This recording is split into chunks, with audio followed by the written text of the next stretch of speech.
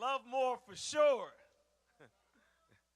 Welcome to the fourth annual commencement ceremony for the Talical of the Love More movement.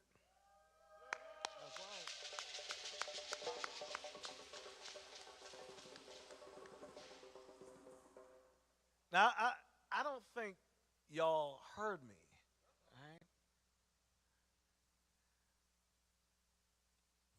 Fourth, and but don't just jump and count 1, 2, 3, 4. Go back, count backwards. What do we get to when we say 4 years back? What was that?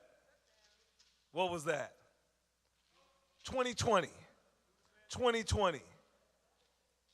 Want y'all to understand the power of the Love More movement and the power of these powerful individuals right here. Because see, during COVID, hate didn't stop, violence didn't stop, crime didn't isolate itself, right? The hurt and damage to our community didn't go and put a mask on and stay back. And so when everything else was shut down, Love More movement stood up and showed out. And not only stood up, but began this page, this phase, this chapter of our evolution. Look at how many things that start anytime, let alone that started during the pandemic, didn't survive 1, 2, but 4 years. 4 years, and now in our 4th year as our commencement celebration, adding yet another level as we honor for the first time the master's level recipients. Give it up for yourselves.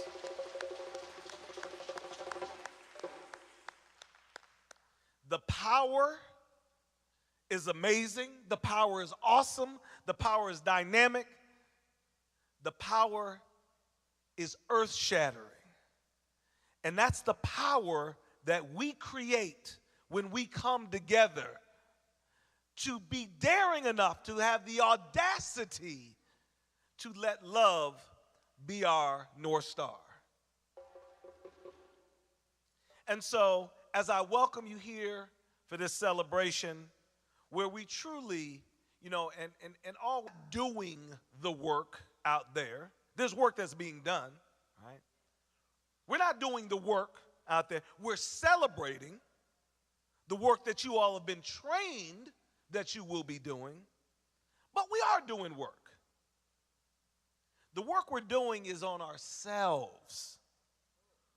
We're energizing, motivating, and uplifting ourselves to be prepared to step out into our community that needs us the most to be able to stand up against those who would want to see us fail, to stand up against lack of proper funding, to stand up against lack of proper housing, to stand up against lack of proper facilities, all of the things that we think that we need to be able to do this work, where the work is being done on us to remind us that everything we need, we've got it right here. We've got it right here. So yes, we're doing work today, y'all. We're uplifting, we're motivating, we're energizing to continue to be able to remember through ritual the importance of the work that we've been trained to do. So as we begin, as always, and our ancestors, we give thanks and praise to Union Temple Baptist Church and the Wilson family for always making this space available to us. We give thanks and praise to Dr. Bruce Purnell and the Love More movement because, let's give it up, give it up.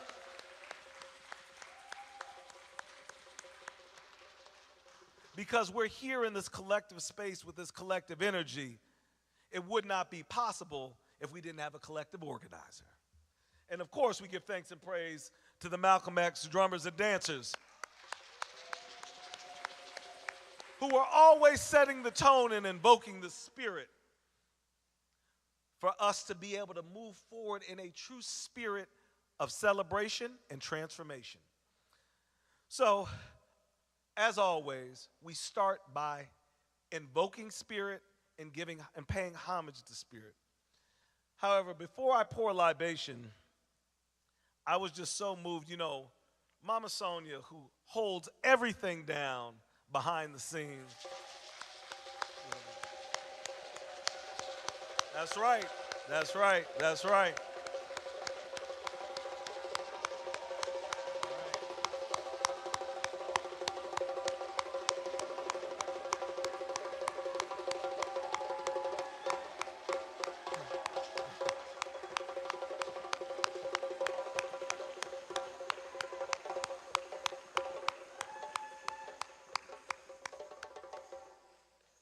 So as she was communicating all of the logistics to me, she asked that if I would do libation, because for those of you who are regulars here, you know this role is normally played by my beautiful sister, Ayana Gregory, who I won't say unfortunately, because fortunately, she spent the month, all of this month in Dayton, Ohio, pushing into over 30 different schools, oftentimes doing 2 school ceremonies per day, spreading a level and a message of peace, love, and joy and transformation that literally has never been seen there. And for those who aren't as familiar where Dayton is on the map in central, south central, western Ohio, it's literally 15 minutes away from Springfield, Ohio. And if those who have been paying attention in the news know that's where our Haitian brothers and sisters have literally been under attack, slandered, lies, and all of this. However, the Creator knew that's where Yana needed to be. And she has been working her magic there for nearly 30 days straight. So we hold her up and we hold up the work that she's doing. And I'm honored to be able to stand in her place and doing libation. But as I was saying, as Mama Sonia was reaching out to me and giving me the information for the program for today, and she mentioned, because I'm thinking, okay, well, let me make sure I have some water, make sure I have a vase. She said, I have a vessel, and listen to this, y'all, that has soil in it from Cape Coast, Ghana, which was one of the largest areas that our ancestors were stolen from. There is a slave dungeon on the coast of Cape Coast, Ghana. For those of you who have ever seen the movie Sankofa, the beginning scene was shot there. From Senegal, West Africa, from many other parts of the continent, and from the homes of her great-grandparents in North Carolina and great-grandparents home in Southern Maryland. That is the foundation upon which we stand. Because certainly, as we look forward to the incredible work that you all will continue to do, we truly embody the spirit and the energy of Sankofa and know that we can only move forward positively if first we look back and hold on to those gems from our past, from our ancestry. So we're not just calling on the spirits of our ancestors and giving thanks and praise. We're actually putting water to soil that holds the blood, sweat, and tears that literally they trode upon. So with that said, I invite you to assume a position of reverence, whatever that looks like to you, for us to carry out our libation.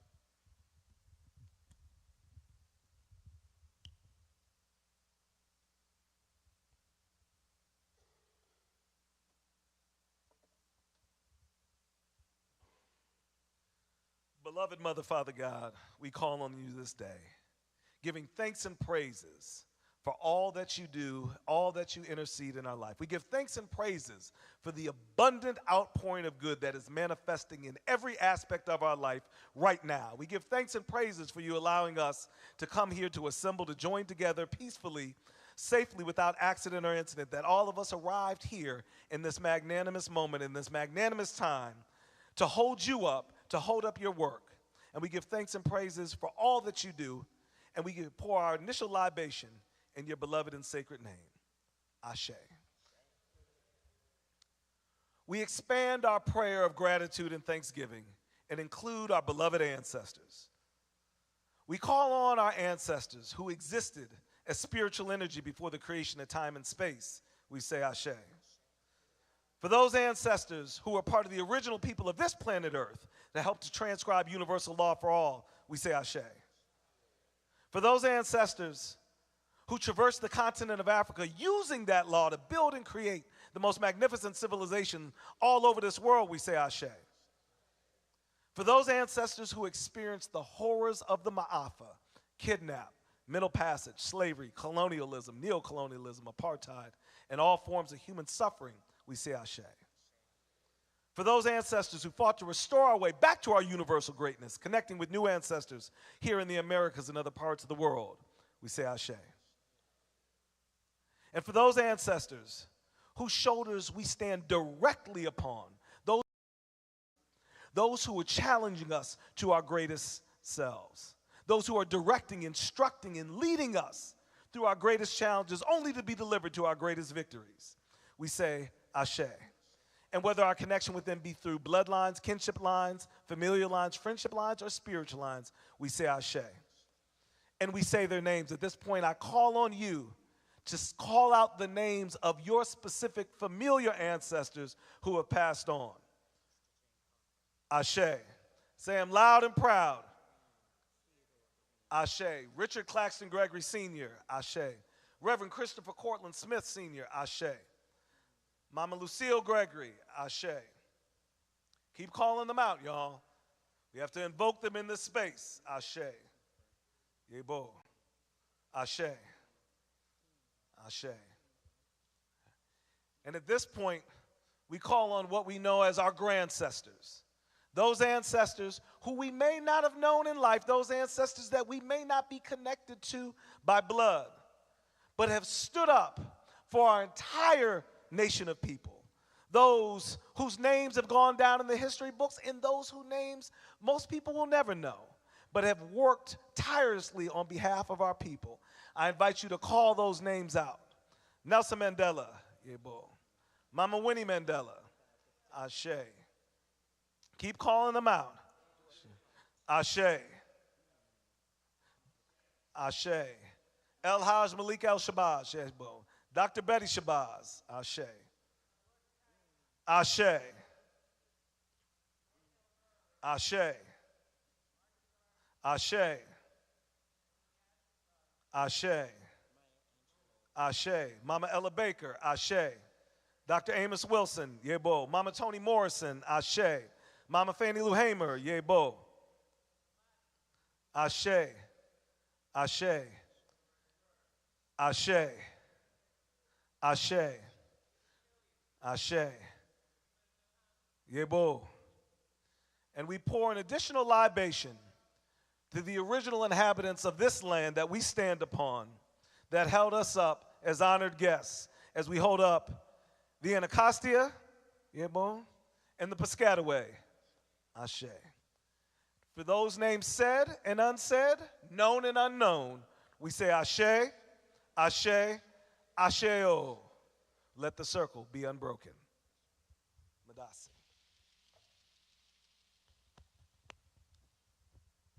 At this point, I welcome to the stage one of our graduates who's been here for not one, not two, not three, but now his fourth graduation, Baba Al McCray, to share the amazing gift that the Creator has given him, one of many gifts of his amazing voice. Lead us in song. Welcome to the stage, Baba Al. Thank you, Baba Al. Thanks for this opportunity. I want to thank everybody who made it here today. Thank God, number one, we all got up this morning and saw another day. Thank you, drummers and dancers. Thank you, everybody that's here. I just want to say this song, y'all know it's been written over 100 and something years. And two brothers wrote it. One wrote the music and one wrote the words. So I want y'all to help me sing it, okay? You can start.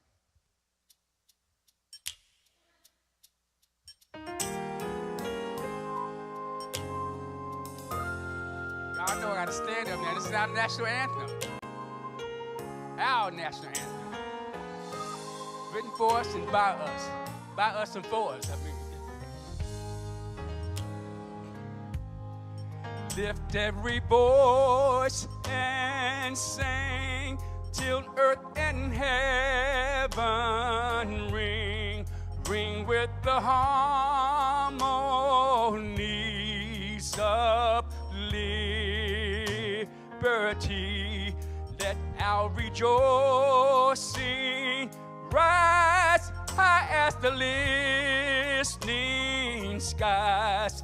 Let it resound loud as the rolling sea. Sing a song full of the faith that the dark past has taught us. Sing a song full of the hope that the present has brought us. Facing the rising sun of our new day begun. Let us march on till victory is won. Stony the road we trod, bitter the chastening rod, felt in the day when hope unborn had died, yet with the steady at our weary feet come to the place for which our Father sighed. Yeah, we have come over a way that with tears has been watered. We have come treading our path through the blood of the slaughtered.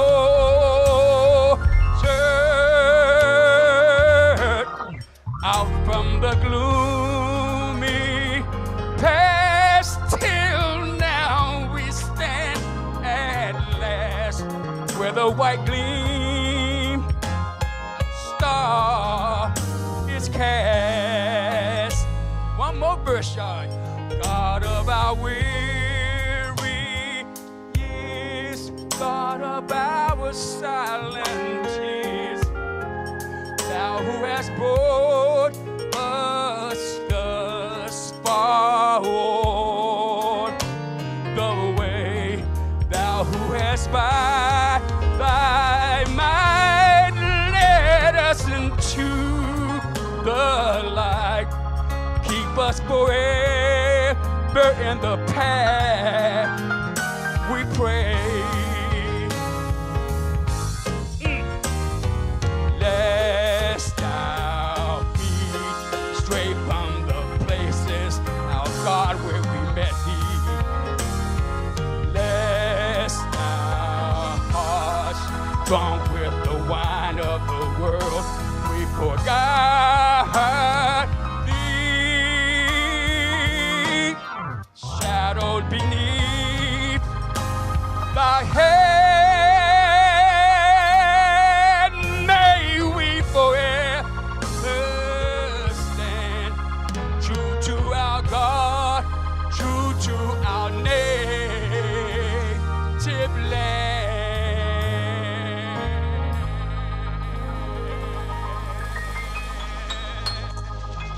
Thank you. Thank you so much, y'all.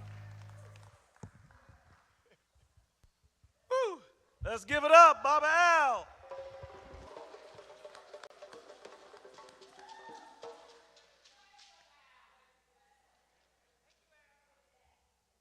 So you can see, for those that this is your first time at a Lovemore ceremony celebration, we're very intentional with what we do.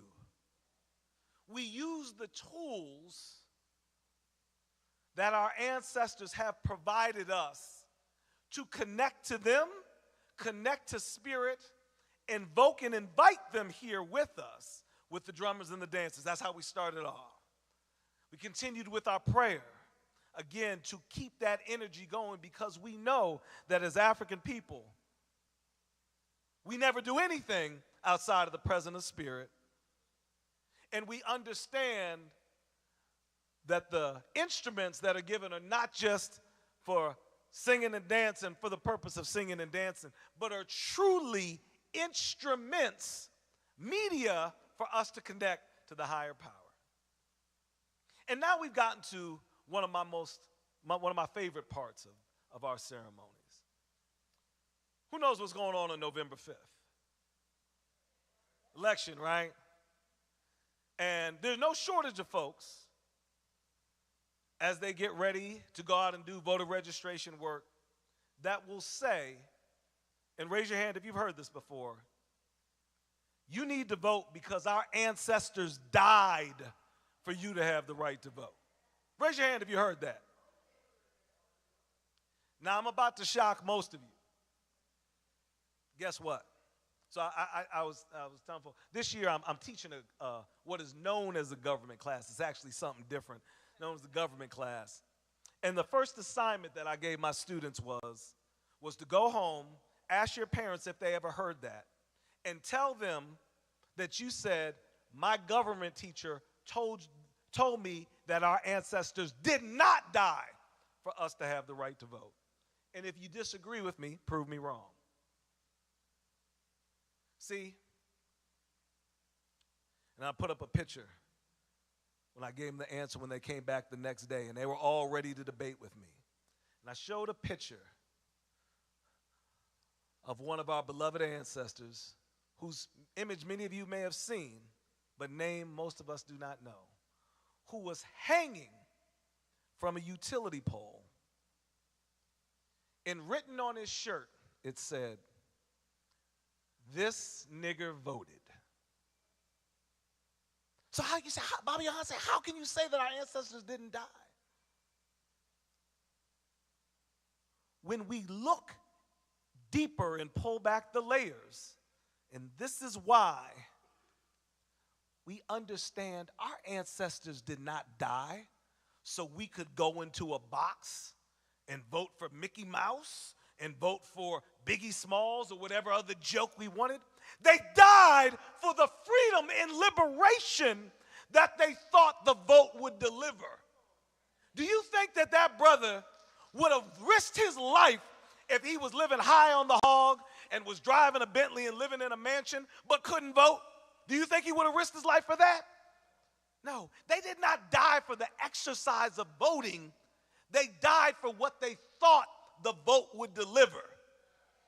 And when you get away from purpose, you are lost. So now, the fact that for too many of us, our vote has no purpose, we are not organized like our ancestors were, organizing the entire community. We tell people, oh, it doesn't matter who you vote for, just vote. Really? It doesn't matter who you vote for? That's what Mama Fannie Lou Hamer said when she was stripped naked in a jail cell and brutalized by over 10 different men. You think that's what she gave up for? No, it was the freedom.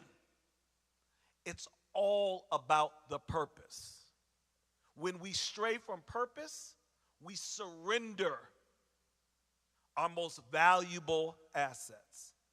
So please allow me to welcome to the mic now the founder of the Lovemore movement, Dr.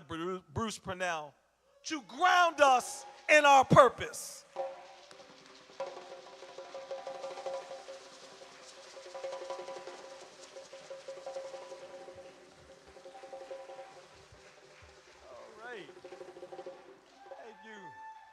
say love more. Love more. Yeah. Why are we here? Isn't it wild with all the other stuff going on that we're here right now, talking about love and transformation and liberation theology? You can't hear me always say. What if we really knew that home was inside of us first? What if we knew that? For 1 second, y'all, like I want you to say Put your 2 fingers on your throat. Say Now say home. That sacred vibration of OM, which is in home, the goes all the way back to the beginning of spirituality. It's a vibration that vibrates throughout the universe, right? When our home, our sacred home isn't sacred, like we deviate from that divine nature of who we are, it becomes something different, right? So home becomes the hood, right? And as we accept the labels that they give us, we live up to the labels. We've been talking much about like what happened when we got nicknames. They changed our life, right? We started to live up to the nicknames, deviating from who we really are. So what should our divine name be? So that was the whole, we named our butterflies, right? We named our transformation, and we're going to live up to the transformation. We need to rename it. Let's rename our neighborhoods. Let's rename our homes, right? So as love grows, energy flows. We healing the chakras until spirit knows, until houses become our sacred home. In the sacred home where chakras align, love's transformational power is forever divine. As energy flows in life's wondrous maze, love grows and blossoms in endless ways. Love is the medium through which our energy flows. Circulatory systems are chakras, highs and lows. From the sky to the grounds, from the roots to the crowns, we hug and love ourselves until we heal the clowns. Understanding tears are the same as frowns behind our smiles, and as trauma piles, the sun will still shine bright even if behind the clouds. Some mask pain in crowds, and others hide inside and take endless rides searching for brave spaces to confide. Those secret places where children within us cry, and sometimes no one knows us enough to even ask why. We feel pain but still reveal smiles that aren't real, a consciousness of trees and right and wrongs and super strong for the season, but without the power or reason to stop hearts from bleeding. Is that the power we need or the gardens that we are seeding? Maybe it would be a better scope to start with an infusion of love, joy, and a way to cope. A reseeding to elope with nature, changing the channel to a frequency of hope. Love wins, we won't go wrong. Let the chakras heal the family until we heal the home. Healing the home. And when home is inside of us, when we start to heal ourselves and know that home is inside of us, wherever we go, we're home, right? And what happens to our families when we're healed, when we start to heal? What words do we use? How does our language change when we really start to understand who we are? What do we call each other now? Do we have words for it? What do we call our transformation? What does love look like when we're not talking about love through a lens of trauma? What does that feel like? That's liberation. That's what we're talking about today. Like our ancestors fought for the right for us to be smiling. Our children should be smiling. And that's what this is about. We're going through a process of healing ourselves. No one's more healed than anybody else. We're all healing together. We're journeyers. And Mama Karen made sure we said, no, we're journeyers. This is a session. Hey, we're journeyers together. We all journeying to transformation. We're not stopping at trauma. We're not just going to identify the pain and stop there, right? Being trauma-informed. Being trauma-informed doesn't mean I'm on a pathway to healing. Like being slavery-informed doesn't mean I'm on a pathway to freedom, right? So to be healing-informed, what does that mean? Be healing-informed, be transformation-informed, be love-informed. It's another language. And that's where we're going. I'm so proud of y'all. Hey, y'all are the gasoline in the tank. I'm telling you, give yourselves a hand. And believe me, a thought can change the world. one thought can change the entire world, like, right? So we can do it. We can change ourselves, our families, and our communities. If we don't like what's playing, we're going to change the channel, right? If we don't like the songs playing, we change the channel in our families and communities and make it what we want to hear, right? So look, love y'all, thank y'all, and hey, this just the beginning. Love y'all.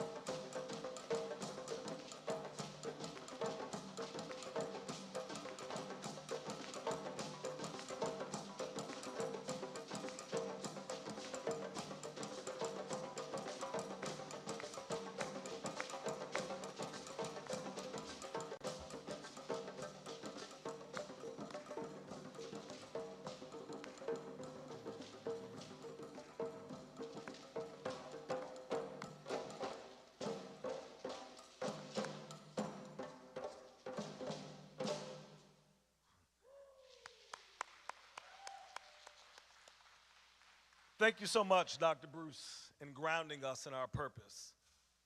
You know, as somebody who has been honored to be, has been blessed to be the MC here for these 4 years, and who speaks around at different events around the area and around the country, it's often easy to look and get caught up in words.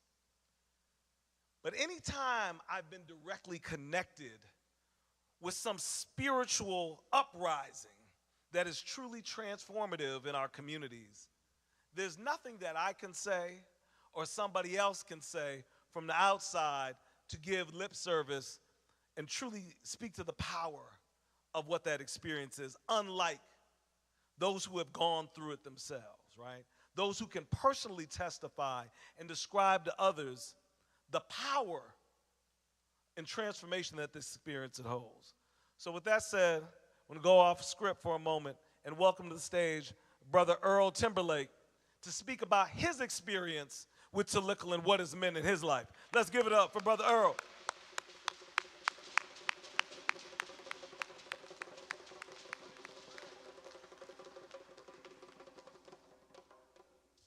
You talking about all script? This was definitely all script. But first and foremost, I would like to thank everyone who's graduating, celebrating you guys. I was one of the first classes who walked across the stage. I called it a pregnancy class. It took us 9 months to get through the class. Of course, it was during COVID. And why I say that, because we did it virtual. Everything was virtual. Dr. Bruce held everyone accountable for getting on the call. And of course, we had tests. But what I will say was one of my huge accomplishments that I was a valedictorian of my class.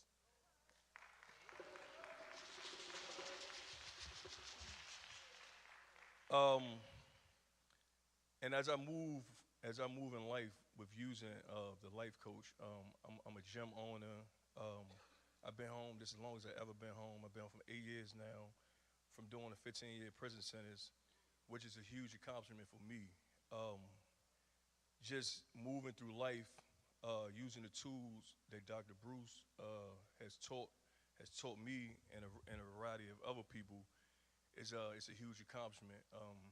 I use my 3 R's every day. I be resourceful to myself, be reliable to myself, and always hold myself responsible. Um, as you guys move through, the brother right here, and I just asked my supervisor, I was like, he did do all 4 classes with us. And it's a beautiful thing to just be able to mobilize and move on.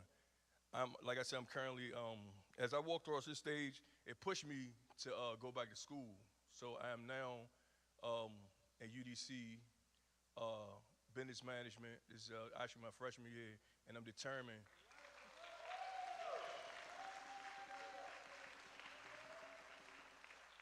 I'm determined to walk across the stage with my business management degree, and as I move forward with everything going on around me, I always say, every day we wake up, we have a choice.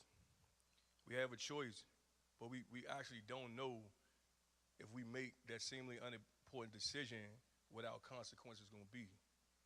Um, it's a beautiful thing with what you guys have going on, and whatever you use it for, it can help someone else.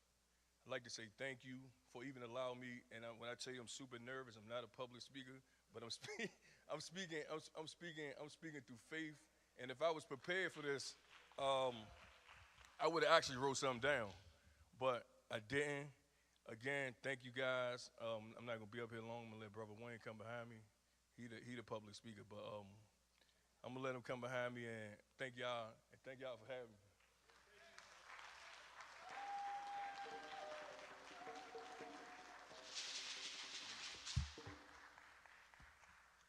Not to say anything about smaller brothers like myself, but I don't know if you noticed, there's a good deal of large brothers within the Love More movement.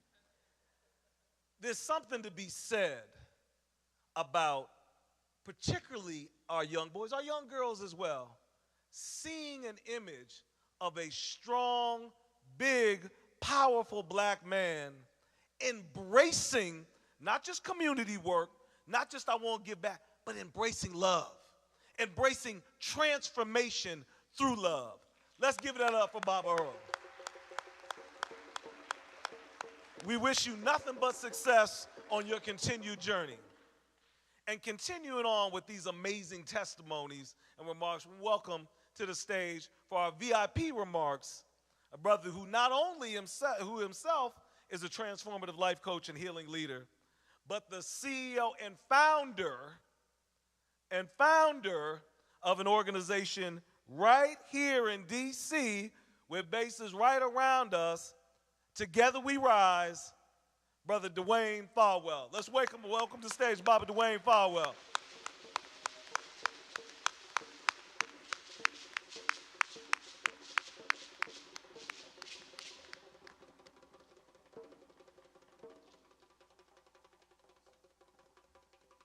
Hey, congratulations, man. I sat in that seat a couple years ago, and I know what transformation feels like, right? But I was told when I come today to bring transformation to a point where transformation meets violence, and how we can transform our streets in D.C. As brother said, I'm a founder, CEO of Together We Rise, which is a violence prevention organization. Well, outreach, we do everything. It's not just violence prevention, that's our specialty, but we do a little bit of everything. We just try to make people whole, help families, kids, children, whatever we can do, right? Resources, whatever it takes. But you gotta have a special place in your heart when you do that, right? Because at the end of the day, it's not for the money, it's for the love of community and love of, see, let me say, in being transparent, I was part of the problem and decided I want to be part of the solution, right? So when I grew up, the cool in D.C. was to be, and when I grew up in the 70s and 80s, it was cool to be a gangster, a drug dealer, all those type of things. So we got to make a new cool in our community, right? Because right now, killing is the new cool.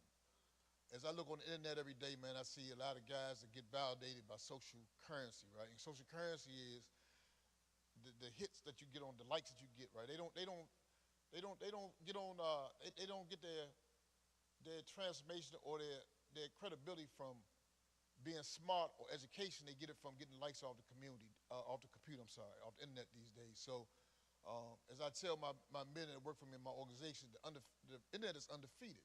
So it takes a community of transformers like ourselves to lend our voice to each ear, right? And to say a word of encouragement, because sometimes they don't want to hear it. A lot of times they don't want to hear it. They don't want to see it. They don't want to hear it. They think they know it all. I thought I knew it all until the judge told me I had 15 years in a federal prison at 18 years old from Calvin Coolidge High School. I went to Petersburg, Virginia, then to Lewisburg, Pennsylvania, and walked to a penitentiary with a bunch of grown men where I had to be a man from the day I stepped in that door, right? But our young men, I was fortunate enough to come home, you know what I mean, at some point. But the things these young men are doing in the street these days, they might not ever come home, you know what I mean? And a lot of them don't realize what they're doing until they get to the prison system and they realize when they got 30 and 40 years when they come off the drugs and they've been misled and bamboozled into a situation that they stuck, right? And the friends they thought were their friends are no longer their friends. They think the community is theirs, 37, 58, all these different numbers and all these different these things that they claim don't love them, right?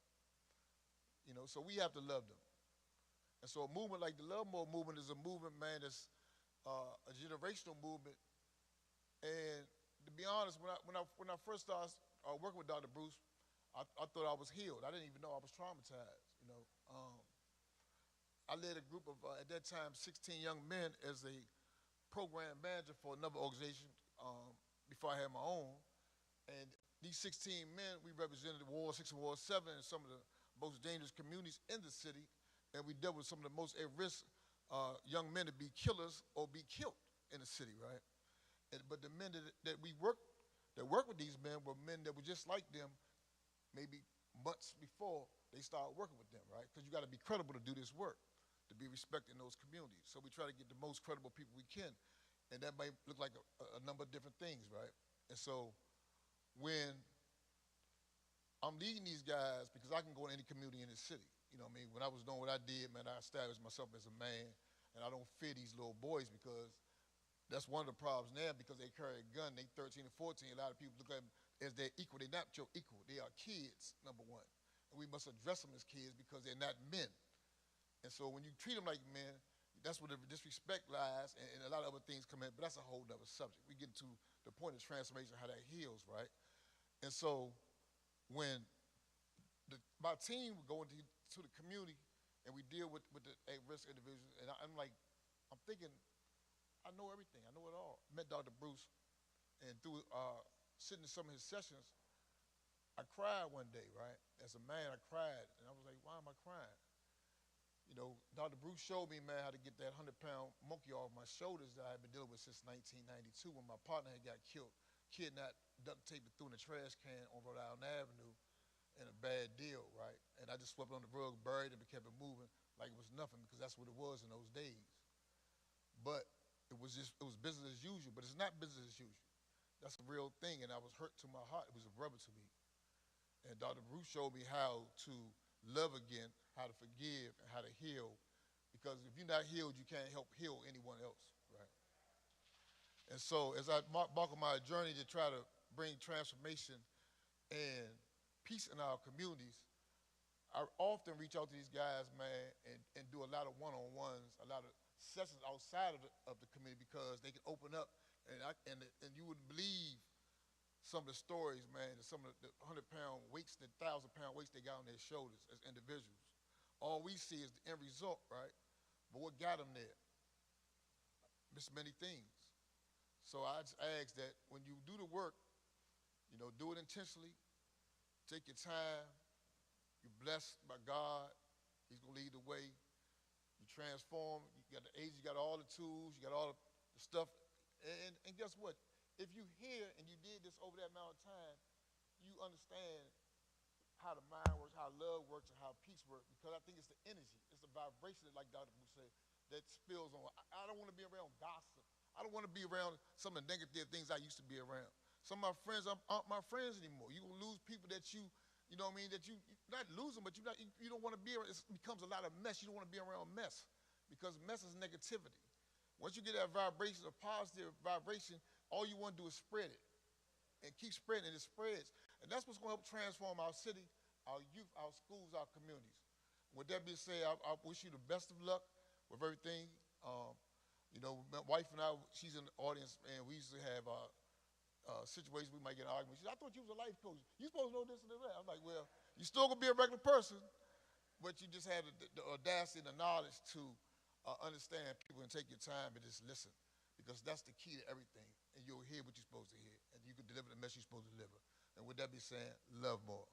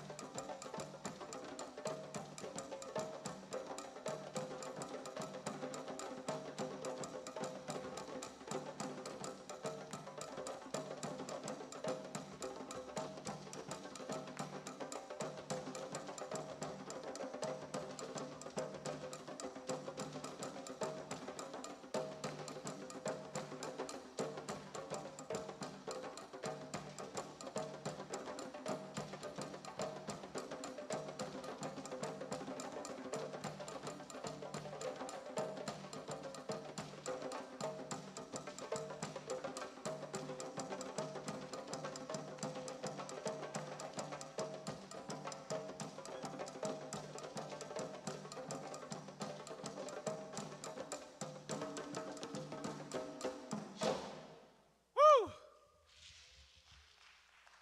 As we keep this love train, y'all ever watch Soul Train? So as we keep this love train moving, right? Give thanks and praise to the drummers for holding our spirits up, letting our ancestors know that we are still here and that we are still calling on them, and we want them here, not just at the beginning, not just to start us off, but the entire ceremony. Over the 4 years, we've had some dynamic speakers that have addressed us giving commencement addresses.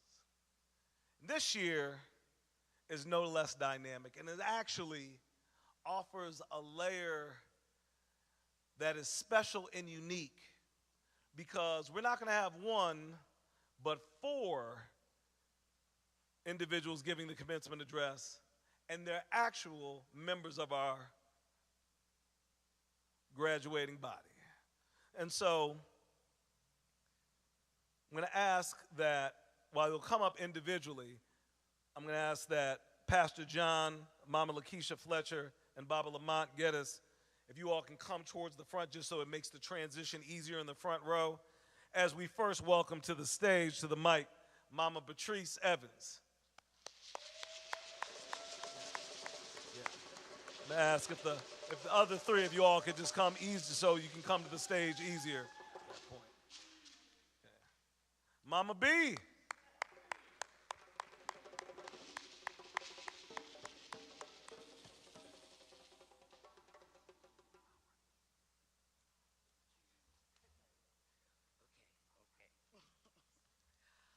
Good afternoon, everyone. Good afternoon. Okay. I'm a little nervous too, but I guess I can tell you about what I've gotten out of being in the Love More movement and how I got acquainted with it.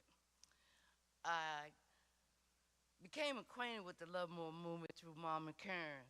We've been friends over 55 years, And we were breaking cycles back then, and we didn't even know it. And it's nothing but God's grace that has kept us and that has brought us back together. And it is who is still keeping us. And I do give him all the honor and the glory. But, and today he's given me the honor to tell you about how the Love More movement has impacted my life. Today I know I can change the narrative. I know I'm on a journey. I know I'm not alone on this yellow brick road of life. I know I can move from trauma to healing, and that love wins. This journey has enlightened my thinking. I'm not Chamo the whale, performing for some fish when I know there's so much more to be had.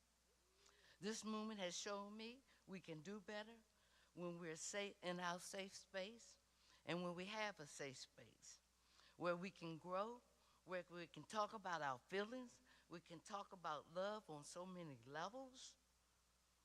Y'all just added so much to my life in such a positive way. Y'all have encouraged me, inspired me to do better, and I want to give back that encouragement to others. And being part of TLICL, Transformative Life Coaches and Healing Leaders, has shown me that I am a cycle breaker. And I want to continue to break cycles of despair and bring hope. And I've met so many caring and compassionate and awesome folks. And I need y'all to stay on this journey with me and keep this movement alive. But just this morning, wow, Love More Movement, stop it. Okay. I don't know whether you call this a poem or inspiration, but this is what I wrote this morning. Love more. Silence kills. Isolation kills. And I'm so glad I'm around people who want to talk and be together. These 72 million cells are exploding in my body. My thoughts are prayers, and I'm always thinking. And I'll keep on smiling so bright I blind the haters. Thank you, Dr. Bruce.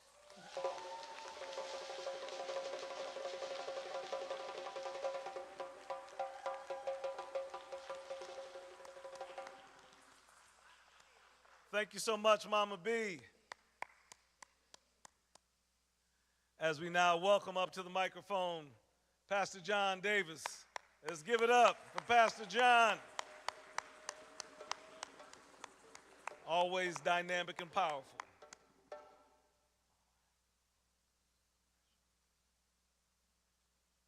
Man, so much has already been said.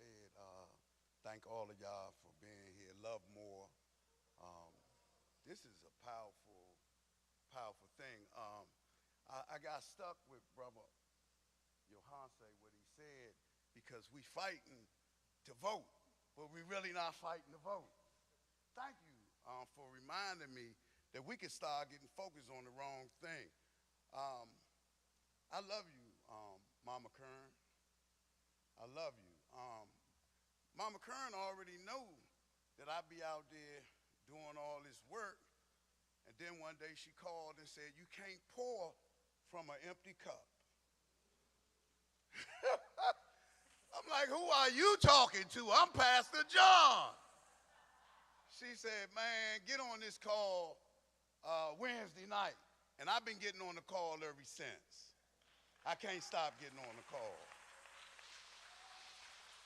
I thank Dr. Bruce so much for the Love More movement and everything that has been said. He said so many powerful things, but he always do. And one of the things about this movement that I've gotten from it is it's kind of hard to crawl again after you learn how to fly. It's no more crawling after you learn how to fly.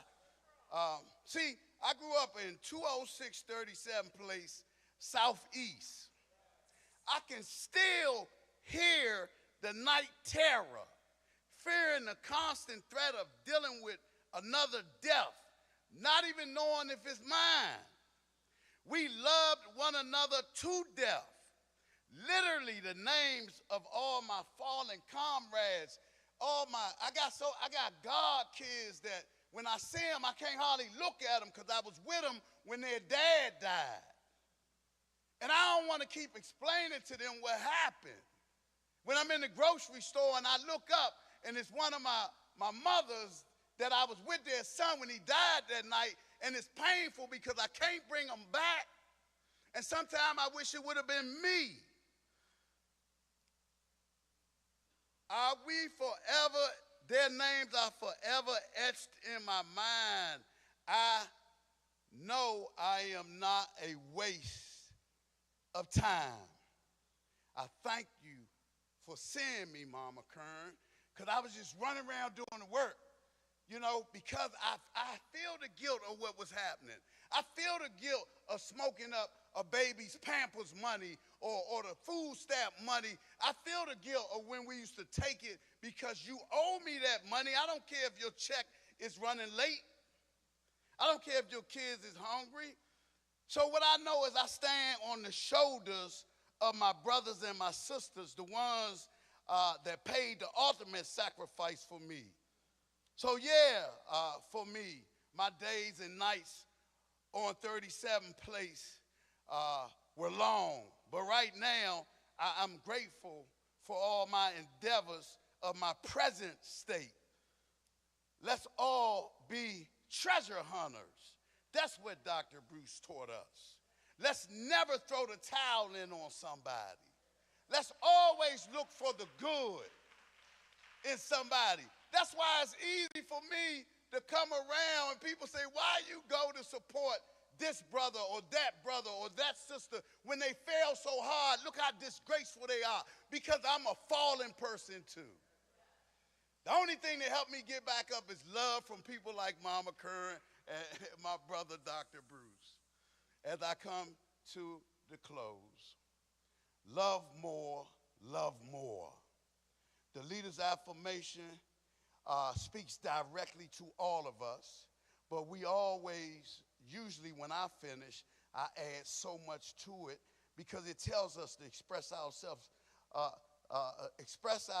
like we've never been judged, affirm our desires until they become self-fulfilling prophecies, dream like you never had a nightmare. And she said one of them, smile so hard that you blind the haters. But what I've done, and I didn't consult with Dr. Bruce on this, but I added my own affirmation. My affirmation, and I know my brother, I love Dr. Willie Wilson as well, my friend who always want to pick people up. What I added, Dr. Bruce, is live as if you know you are never going to die.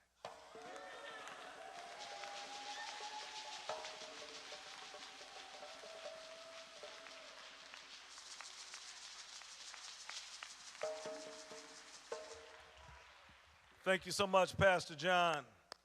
Always dynamic. And at this point, welcome Mama Lakeisha Fletcher. Mama Lakeisha Fletcher.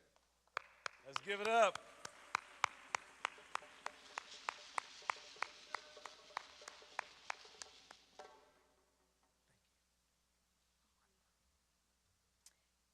I too have been touched by Mama Karen. She, when I first started with Love More, she said, Mama Lakeisha, you're young and you got that voice. You keep talking. You don't stop. You have a voice that someone wants to hear. So here I am speaking again, Mama Karen, and thank you. All right, Mama Sonia, you can start my timer. Love More family. So we don't heal to handle the trauma. We heal to handle the joy. And Love More teaches, why not joy? We are aware that misery loves company, so we say, why not joy? And I ask the question, when love and peace, joy, and all the other positive healing attributes come into our lives, are we equipped to handle it? What do we expect our lives to be like once we start that healing process? We should expect to thrive. My journey in life has consisted of overcoming mental blocks from parental wounds. I was raised primarily by my grandmother, and my mother was raised primarily by her grandmother, and her grandmother, my grandmother was raised by her grandmother. And why is that? What does that mean? And how will my daughter be impacted as I raise her? It is not her grandmother raising her now. The Love More movement aims to break the negative generational patterns. As stated before, my trauma showed up as mental barriers, having a wall put up for self-protection, feeling more comfortable blending in than becoming an individual. I was taught by my grandparents, you go to school to learn, you don't be the class clown, you come home at night, you do your homework, you go to bed, you wear your skirts down to your knees, your shirt tucked in, just so many different rules to conform and so to be presentable, to be compliant and passive and obedient in a world that may be against me. So to step out as an individual would mean that I would be different and not conforming to society standards, which could be somewhat isolating.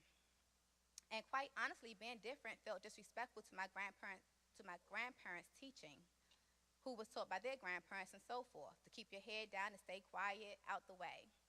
But being different meant I was being me. So now I think how much my son will benefit from my new thinking and teaching to accept oneself with unconditional love. The Love More movement teaches us we are all miracles. And being different can feel lonely until you find your people. And last year, as a level 1, with the Love More movement, I found myself on Zoom with a lot of a whole rampant different people. We're all different, but we're with one vision, to love more. I have found my people without conforming, without blending in. It was okay to be me. And the Love More teaches we can be individuals in a supported community under one vision, to love more. So again, I say we don't heal to handle the trauma, we heal to handle the joy. And Love More, it awakens us. It teaches us that being woke doesn't mean being silent. It doesn't mean conforming and consuming. It isn't for the weak-minded and the easily influenced. Instead, Love More teaches us, and like Pastor John said, it teaches us to love, it teaches you to express yourself like you've never been judged. No, love like you've never been hated. Y'all know this. Affirm our desires until they're self-fulfilling prophecies. Dream like you never had a nightmare. Energize our lives like our spirits have magical solar panels. Reflect light like the sun is our mirror, and smile so hard that you blind the haters. Love More teaches the theories and philosophies, social sciences that links our behavior with past cultural experiences from post-slave syndrome to modern-day institutionalized slavery. And with the Love More movement, we can remove ourselves from the propaganda on TV and engage in conversation for change in the community. So as a level 2 with the Love More movement, it is through my awakened outlook and perspective on life that I can stop and think and really speak before I act. I have a broadened lens to see differently as I raise and nurture the next generation. I have a broadened lens as I advocate for the services needed for our families and our community, and with the evolving lens of social work and the vibration of love that will forever be impacted because of me and my influence. Love More has influenced my emotional, physical, psychological well-being to speak and feel and love first. So I educate others on what I've been educated on. As a leader and a community worker, it benefits both you and I for me to have a broadened perspective of life and not to work from a space of unhealed trauma. Instead, I can work from a place of healing and therefore act out of a place of love. Instead of thinking it's okay to survive, I can promote thriving. I can live as an example to thrive instead of survive, knowing that there is a difference and I can make a major impact. Because I choose to love more, I teach others how to love more. Because I choose to forgive, I teach others to forgive. And because I choose to be aware of my self-talk and my self-love, I teach others through my words and actions. And I've been a writer all through high school. Through my schooling, I received many compliments from my teachers, from adults, but there was this one teacher in high school who told me that my writing needed improvement. But that one teacher wasn't as impactful as the years and years of positive reinforcement. Through the looking glass theory, which is a theory we discussed in the Love More movement, it describes how people develop their sense of self based on how others think of them. So for example, a man may believe he's handsome because he has a compliment, or a ballerina may want to lose weight because she thinks others other people think she's fat. But I believe that I was an outstanding writer, and because adults and teachers gave me the good remarks, I wrote. My beliefs and what others thought of me allowed me to publish my first book this year.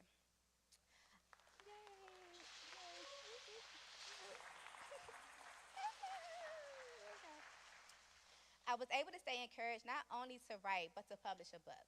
When self-doubt and self-sabotaging thoughts would enter my mind, such as, wouldn't it feel most comfortable to blend in instead of becoming an author and everyone knowing my story? Or Keisha, wouldn't it seem as, what if someone reads your story and thinks it's funny? Would that turn me into the class clown? Telling others that I made mistakes in writing a story and allowing the public to write reviews about my work, measuring my worth by others' judgments, so many guidelines to compete and to conform, it can be self-defeating. Yet I did it through reinforcement of the looking glass self, and I became an author. Becoming an author allowed me to combine the generational teachings, my insights, my enlightenment, and my wisdom to teach others. Love More has helped tremendously in the movement from surviving from trauma to thriving in joy. Love More helps make room for joy.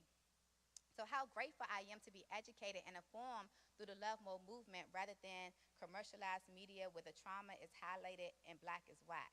Instead, I'm learning to teach and live through loving and healing. So again, I say, we heal to handle, not to handle the trauma, but we heal to handle the joy. And it's a full circle effect.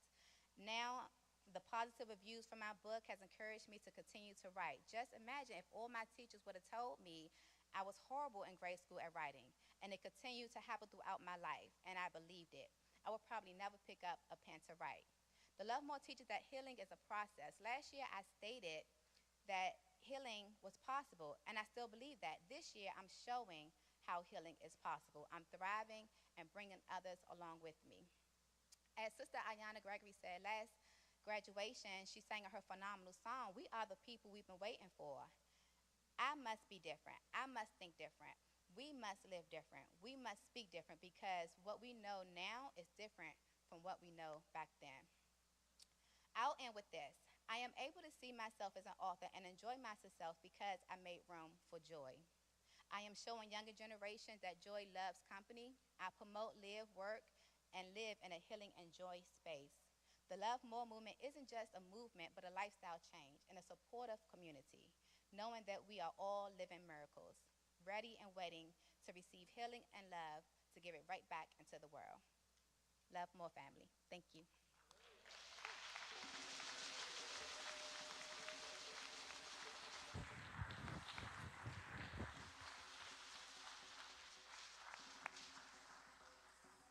Thank you, thank you. And our final of the graduates that'll be presenting to us, please welcome Baba Lamont Geddes.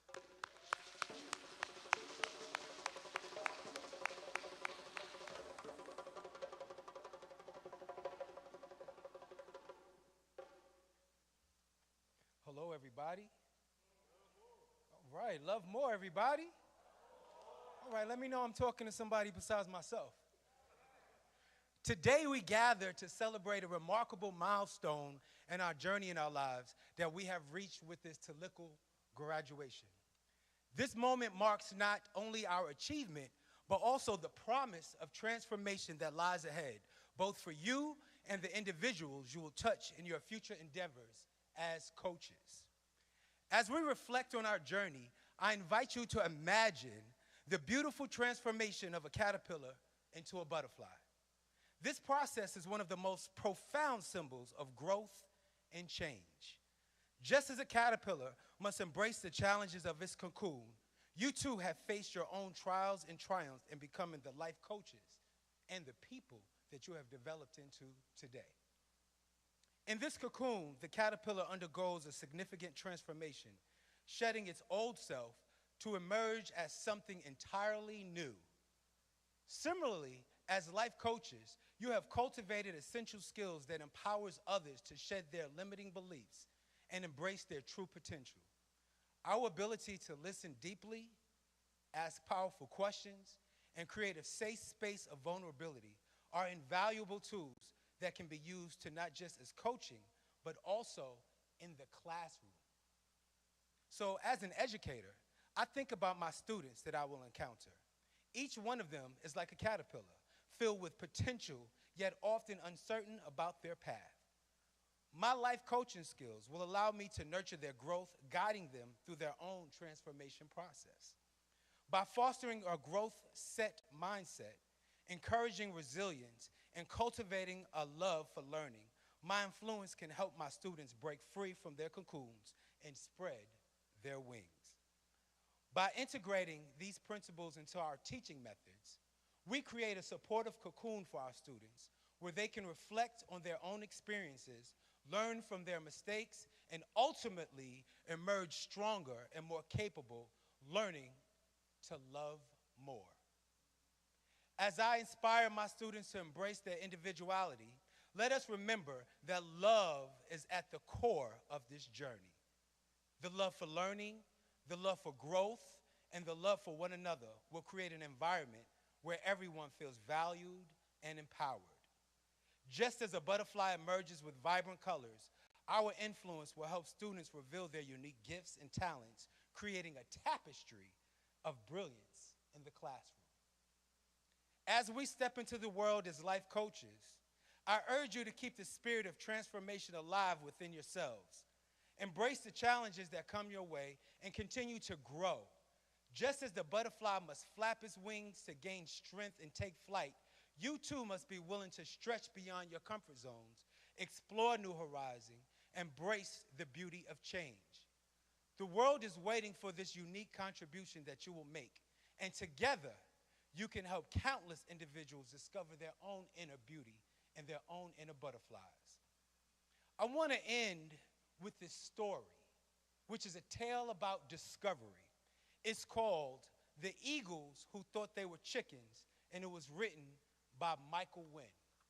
So join me on this story.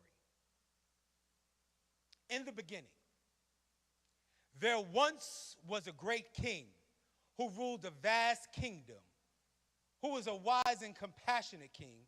He earned the love, admiration, and respect of his people. Perched at the right hand of the throne was a great eagle. Each day, the eagle would soar through the clouds. As the great eagle flew throughout the kingdom, the people would look up into the sky with pride, as this great eagle symbolized greatness of the kingdom. It was a land rich in natural beauty and resources. The people were filled with pride in possessing a rich culture and heritage. But one day the slave ships came, and there was a great battle, and the kingdom was overthrown. The people were captured, and the great eagle was put into a cage and placed with the people aboard a slave ship. The great eagle, who had only known freedom, could not live in a cage and would die during the middle passage between the Africas and the America.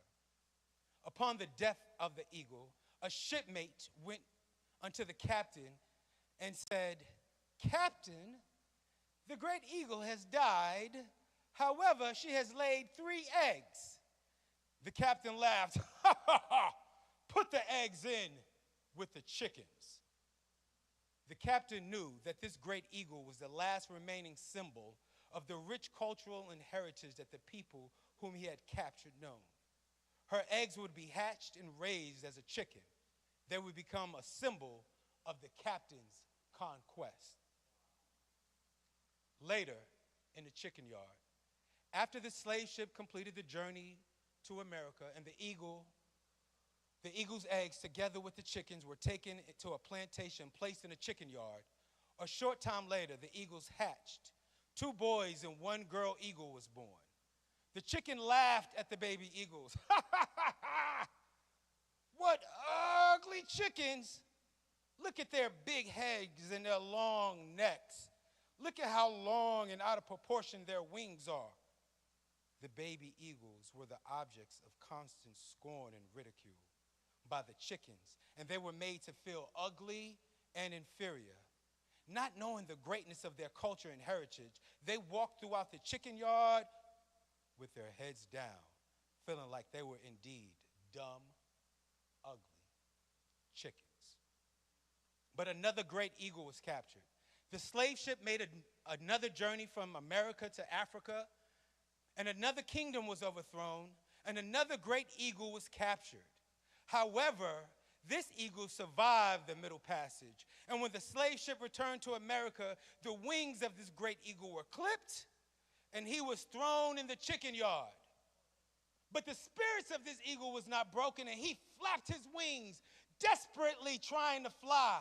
The chickens laughed at the frustrated eagles of this foolish, ugly chicken. The chickens laughed at this eagle, saying, "What are you doing, you dumb, ugly chicken? Chickens can't fly." But the eagle responded, "I am not dumb, nor am I ugly, and I am certainly not a chicken." The eagles turned to the eagle who thought they were chickens and said to them, "We are not chickens. We came from a land rich in history and cultural heritage. We were not born to walk like chickens, but to soar through the clouds. We are the symbol of a great and proud people." He then turned to the chickens and yelled at them, "Be quiet, you foolish chickens." The chickens were frightened by this bold and arrogant chicken. They ran to the roosters and told them of the confusion that this ugly chicken was causing and how boldly he had spoken to them. There were 3 roosters who reigned over the chicken yard. When they heard about this arrogant chicken, they went to the eagle and demanded that he be quiet and stop his boasting, because so much commotion was caused on the chicken yard. But the eagle spoke boldly to these roosters, saying, "How dare you call me a chicken? I am an eagle." The roosters were shocked by the boldness of this ugly chicken, and they immediately attacked him. With his wings clipped, the 3 roosters were just too much for this eagle.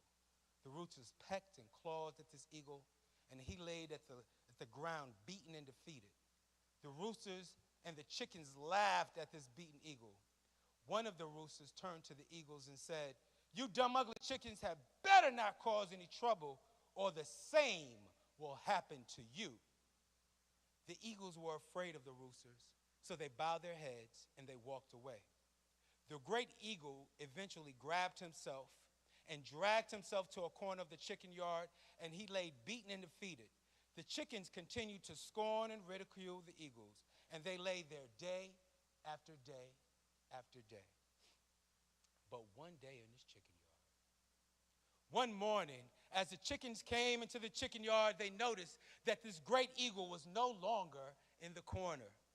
There were all sorts of commotion, and the chickens and the eagles who thought they were chickens wandered, and they wondered what happened to that ugly chicken.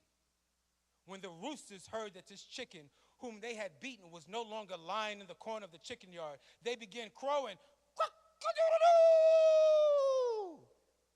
One of the roosters asked, "Where's that ugly chicken? Is he causing trouble again? We're going to have to teach him another lesson." At that moment, one of the chickens pointed to the top of the chicken yard's fence and shouted, "Wow, there he is." There, perched at the top fence, was this great eagle, whose wounds had healed and whose clipped wings had once now grown in. Once the chicken shouted, "You dumb, ugly chicken, you better come down off that fence. You know chickens can't fly." One of the roosters shouted, "You dumb chicken, you're really going to have to get taught a lesson this time." One of the eagles who thought they were chickens shouted, "You better come down from there. You're going to get us all in trouble." But the great eagle simply ignored the demands of the chicken and the threats of the rooster. He turned to the eagle, "My brother, we are not chickens. As I told you when I first was brought here, we are eagles. We are descendants of a strong and proud people. Our history is rich in greatness and cultural heritage. We were not born to walk as chickens, but to soar through the clouds. Come with me. Spread your wings and fly." The great eagle with power, he said this with power and authority. The boldness and conviction of his words touched the spirit of one of the eagles, who lifted his head, and he spread his wings. He flapped his wings. He lifted a few feet from the ground, but became frightened and fell back to the ground. The roosters and the chickens laughed at how foolish and arrogant this eagle was to tell these chickens that they could fly. But the great eagle, he spoke again. Trust me, my brother. Come with me, my sister. You can do it. You have the power to soar through the clouds. With the encouragement, the eagle flapped his wings, and he soared above the chicken yard.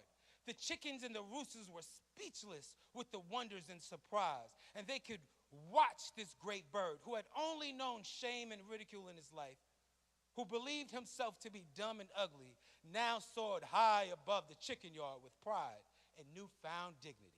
His wings were indeed beautiful and strong.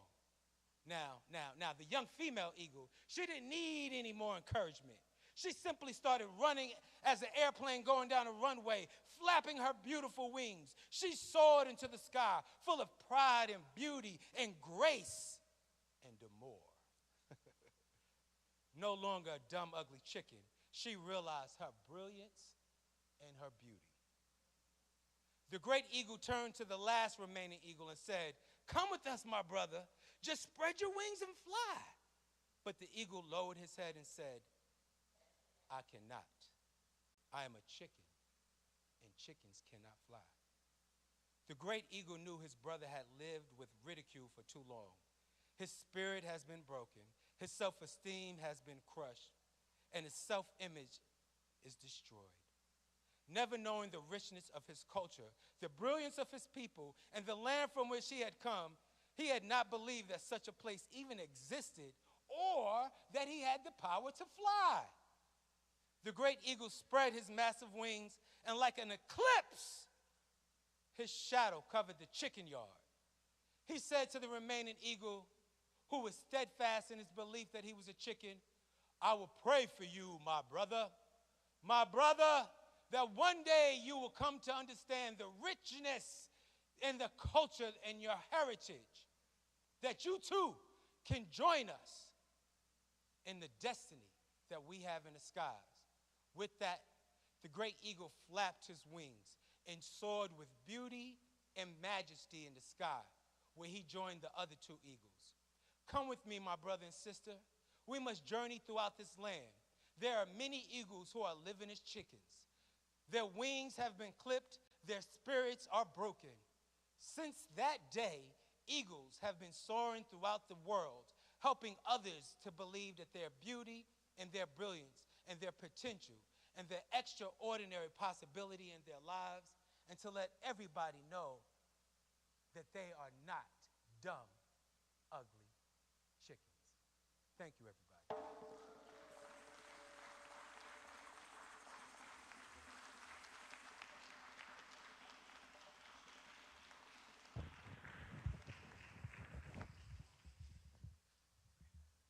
All right, let's give it up for our graduates again. And for those, absolutely, for those who did not see on their way in, Mama Lakeisha Fletcher is actually the book that she mentioned, the first book that she wrote, she's actually selling it in the lobby. So after the ceremony, feel free, please stop by, look at it, and pick it up. Now, we're about to get to the part that many of you all have waited for, where we welcome our graduates to the stage and confer the degrees on them. But before we do that, we have to set the stage right. We have to set the tone and the energy. So we're going to welcome back and invite back again to the stage our dancers to bring our festive level back up before we bring these amazing folks back up to the stage to give them their degree. So please join me in welcoming our dancers and our drummers back center.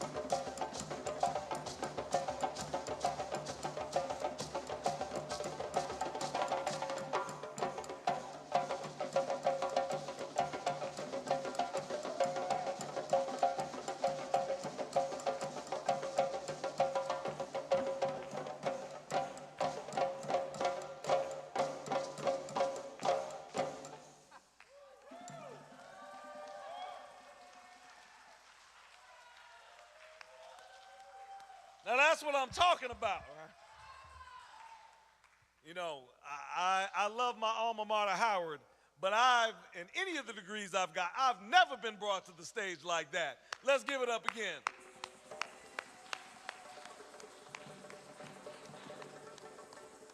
And as we are now in what year of our commencement ceremony?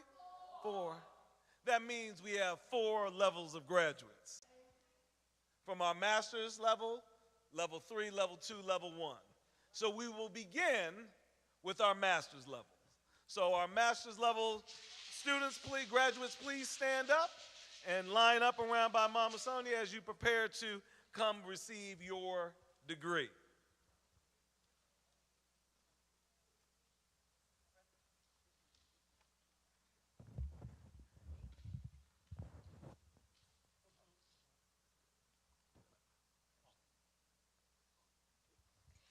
Beatrice Evans.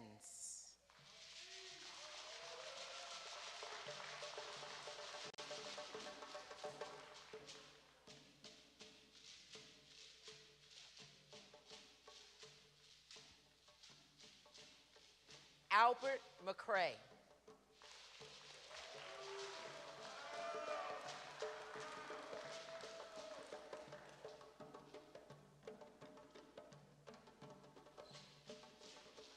Veronica Proctor.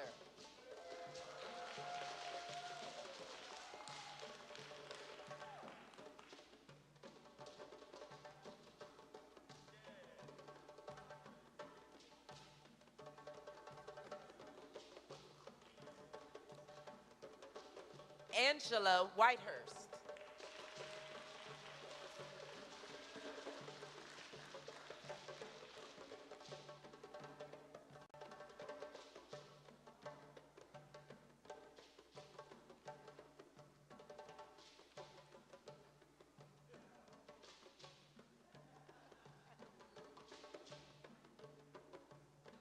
Sybil Peace.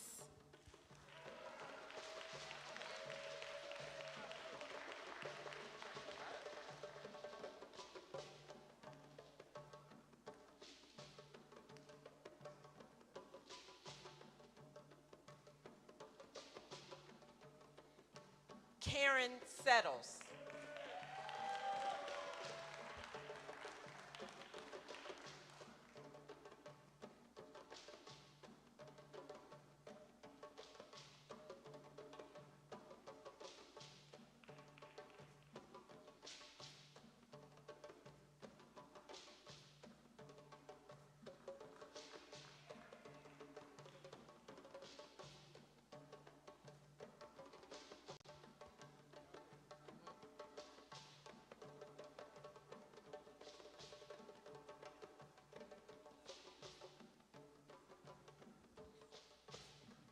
Trinette Chase.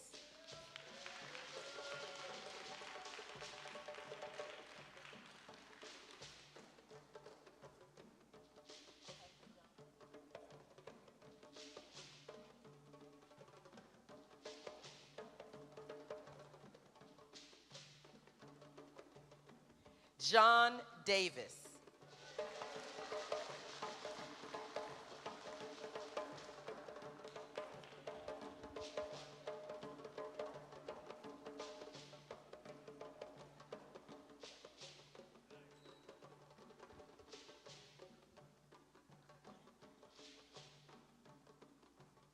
Sharon Spriggs.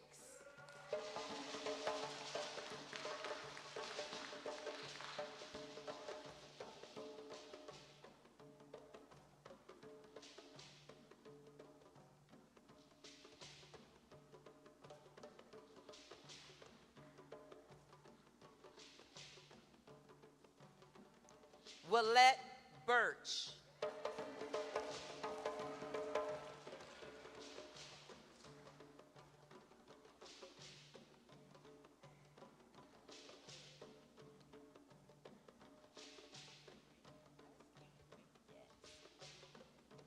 Willette Birch.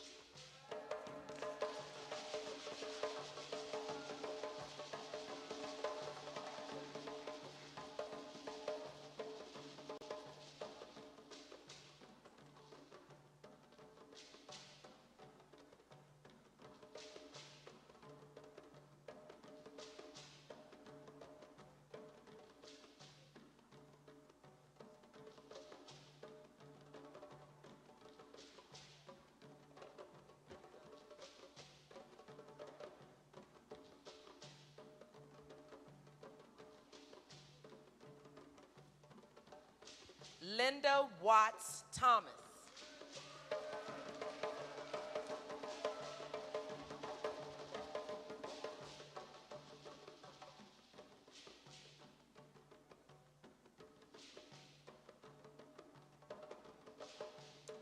Vera Johnson.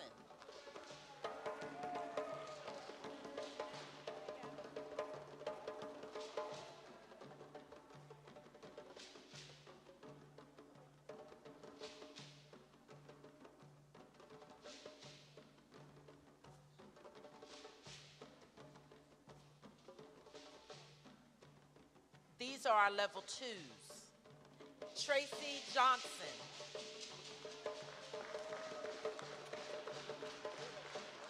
Oh.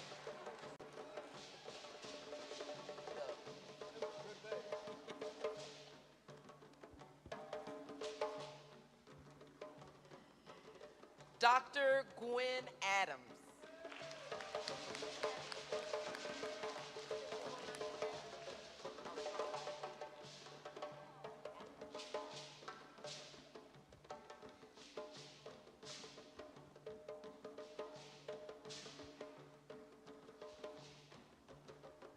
Sonia Hawkins.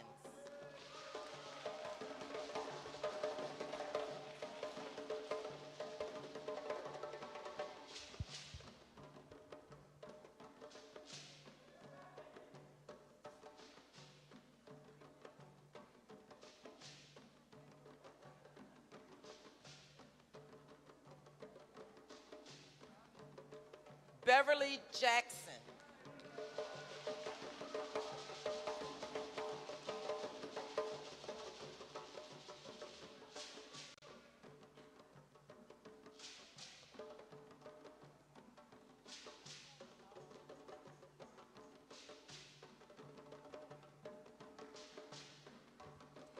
Lakeisha Fletcher.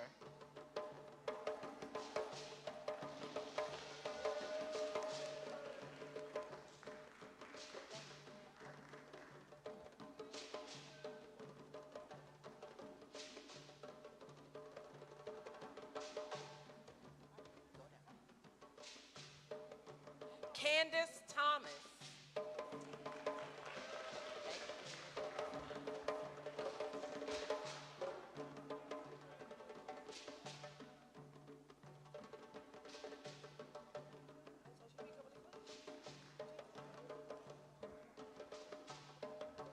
Dominique Lowry.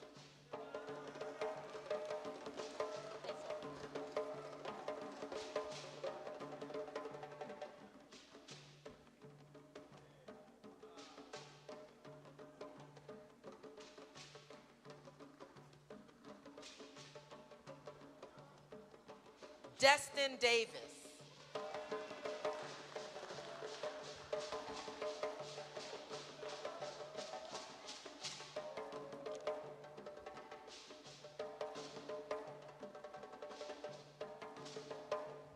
Adrian Shaw.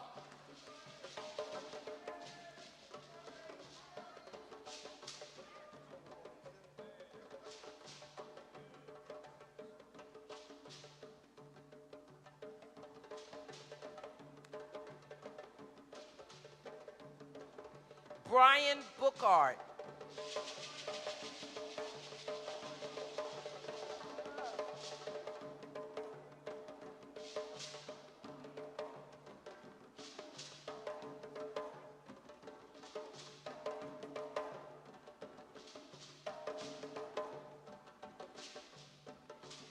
Baba Lamont Gaddis.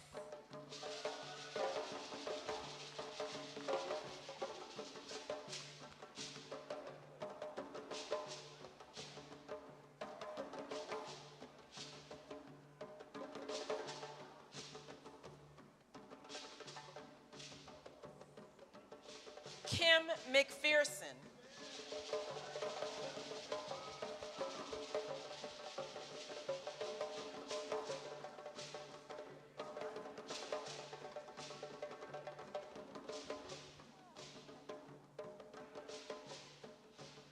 Phyllis Williams.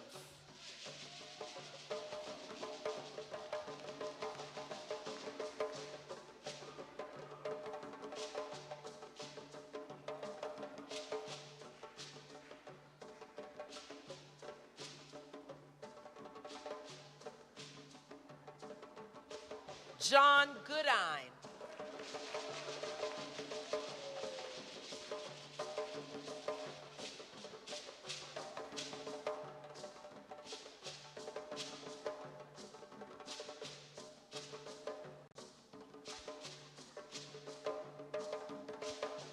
Simone Scott.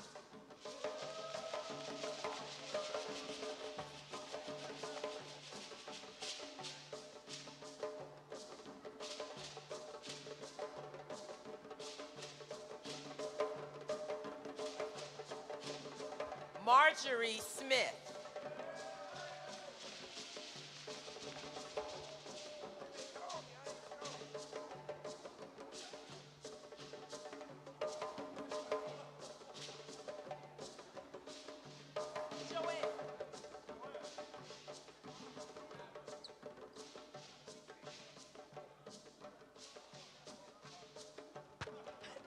Tina Roper.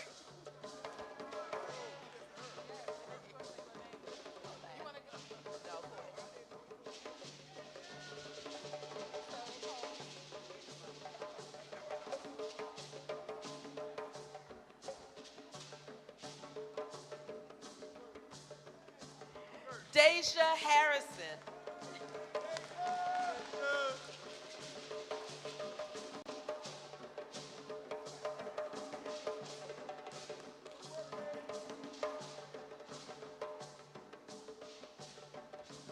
Joelle Smith.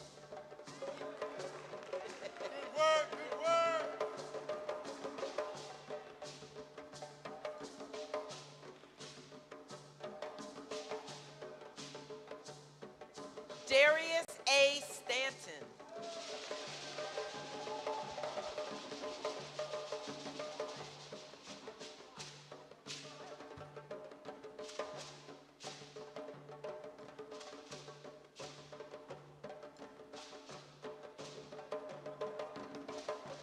BB Elizabeth Brown.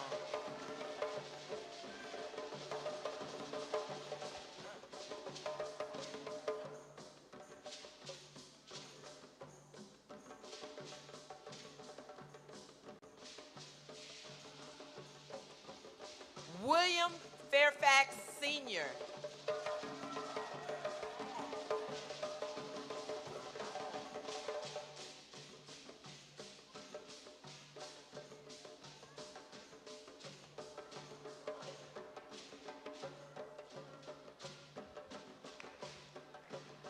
Martin Bond.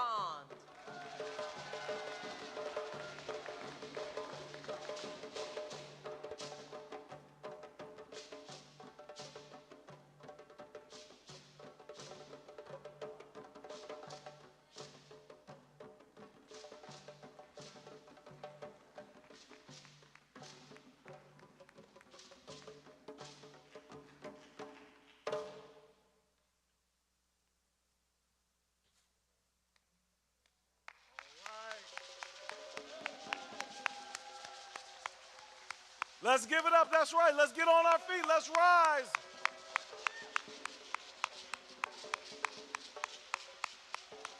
For all of our graduates,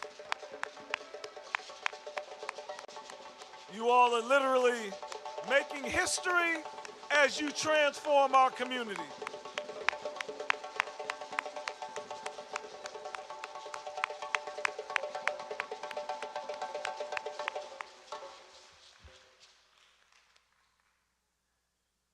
At this time, it's once again my honor and privilege to invite to the microphone a man who not only has done so much for the Love More movement and hosting us here, everyone, not only of our 4 years of our commencement ceremony, but our two years of our ascension ceremony. We've done 2, right? 2 years of our ascension ceremony. Just as the sacred soil that Mama Sonia provided for our libation, the where we do this, how matters. When we look back at the purpose that Dr. Bruce laid for us, because it's a space that is already made whole and sacred for the necessary work that we're honoring and celebrating today. And not only is this physical building a monument and a testimony to his work and the work of his family, but as you walk up and down the streets here of Anacostia and Ward 8 and throughout this city and literally around the world, the impact of Reverend Dr. Willie Wilson is magnanimous. Truly, we stand on the giants of Babas like him, and it is my honor again to welcome to this microphone a man who needs no introduction, Pastor Emeritus of Union Temple Baptist Church, Reverend Dr. Baba Nana Willie Wilson.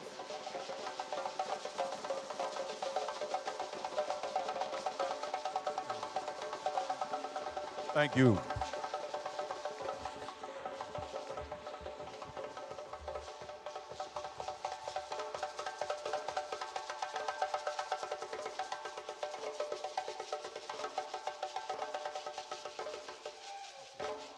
Thank you so much.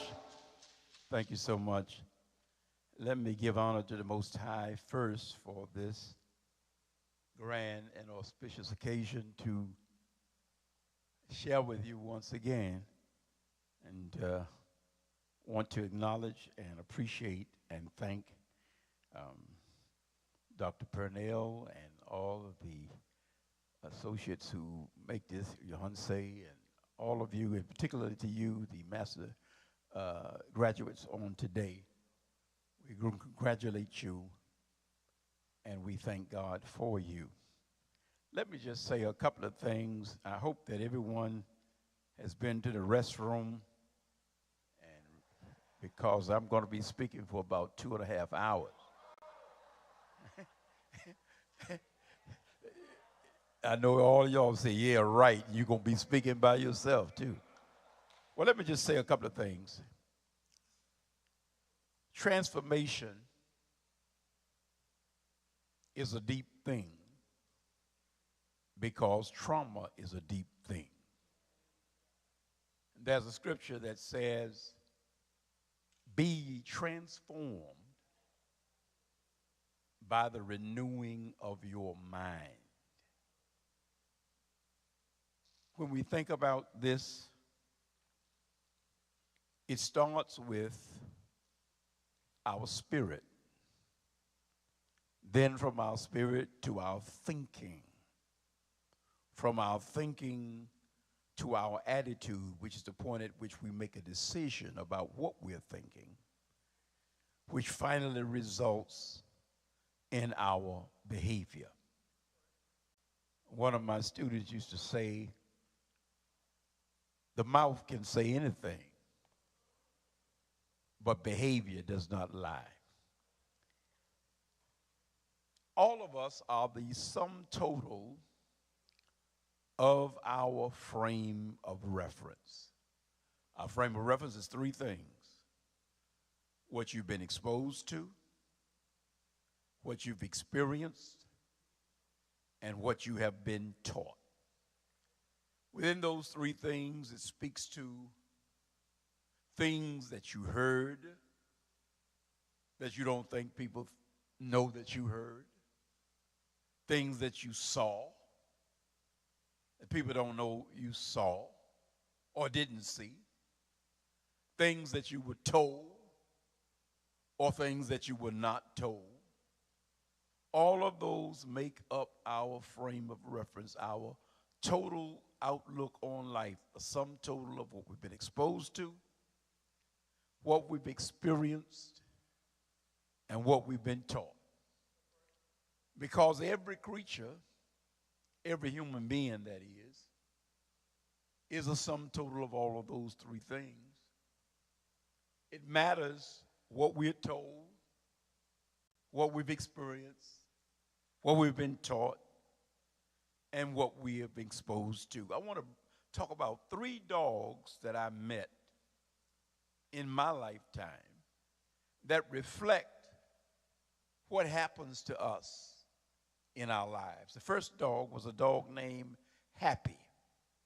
We called him Happy in my neighborhood because he would, when he was standing still, his front leg was going up and down, as if he was patting his foot. He was happy. What had happened to him was that the boys in my neighborhood had thrown rocks at him and damaged his right front leg. After that, we didn't anybody have to raise their hand or anything as if they had a rock. And he would go yelping, hopping down the street based on what had happened to him in the past. It developed a F-E-A-R, fear, a false education that he had accepted as reality. Second dog was a dog named Chi-Chi. Chi-Chi was a little fluffy dog, belonged to my mother. Went down to Virginia for a family reunion. My father had fertilized the backyard so the grass would be green. There was some water in the back of the yard, and Chi-Chi got out there running around in that grass, and because the fertilizer was in the grass, he started itching, and then he'd run and jump in the water, and then he rolled in the grass, and that made him itch even more. And his hair started coming out. And children in the family did not know that you can't even treat a dog like a dog. He lost his self-concept, his self-esteem, whereas in the past, everybody loved Chi-Chi, petted Chi-Chi, talked to Chi-Chi. Now, everybody was pointing fingers at Chi-Chi, and Chi-Chi went about behind the couch, and he wouldn't come out as long as a human being was in that room. He, too, had been damaged. His self-concept, his belief in himself, had been damaged and eroded by what others thought of him and what he thought others thought of him. And by their pointing their fingers at him, then he lost the esteem that he had for himself. The third dog was a dog named Jaja. Named him after the great African warrior Jaja. And it was cold in the wintertime when I was living in the Northeast at that time. Snow coming down. Somebody knocked on my door. Went to the door and opened it up, and here's this beautiful German shepherd. German shepherd spoke to me. He said, I'm lost, and it's cold out here, and it's snowing. Can I come in your house? I said, yeah, come on in. And I said, if no one claims you got a home. Stayed with us. But something had happened to Jaja also. Either somebody had whipped him with a chain or something metal or something, because every time at the dinner table, if he heard a knife hit against a fork, if he heard change jingle in your pocket, if he heard keys in your pocket, Jaja would go off. And needless to say, we couldn't have him to stay in the household because he would try to attack us. All three of these dogs suffered from fear. And what did that fear do? Fear made them fearful of trying, fearful of failure in terms of their relationship with human beings, and even caused them to exhibit some anger in their lives based on what had happened to them in the past, how individuals had treated them, how people had made fun of Chi-Chi and talked about him. All three of them had this fear, false education that they accepted as reality based upon a lack of knowledge about who they really were. One more example I have for you. In the scriptures, there was a man named Peter. The man that ultimately Jesus said, I'm going to establish you and build the foundation of the church on you. And so he changed his name. His name previously was Simon. Most of you probably don't know what that name means, but Simon means shaky, flaky, like a leaf. When he meets Jesus, Jesus changed his name and said, I'm going to call you Peter.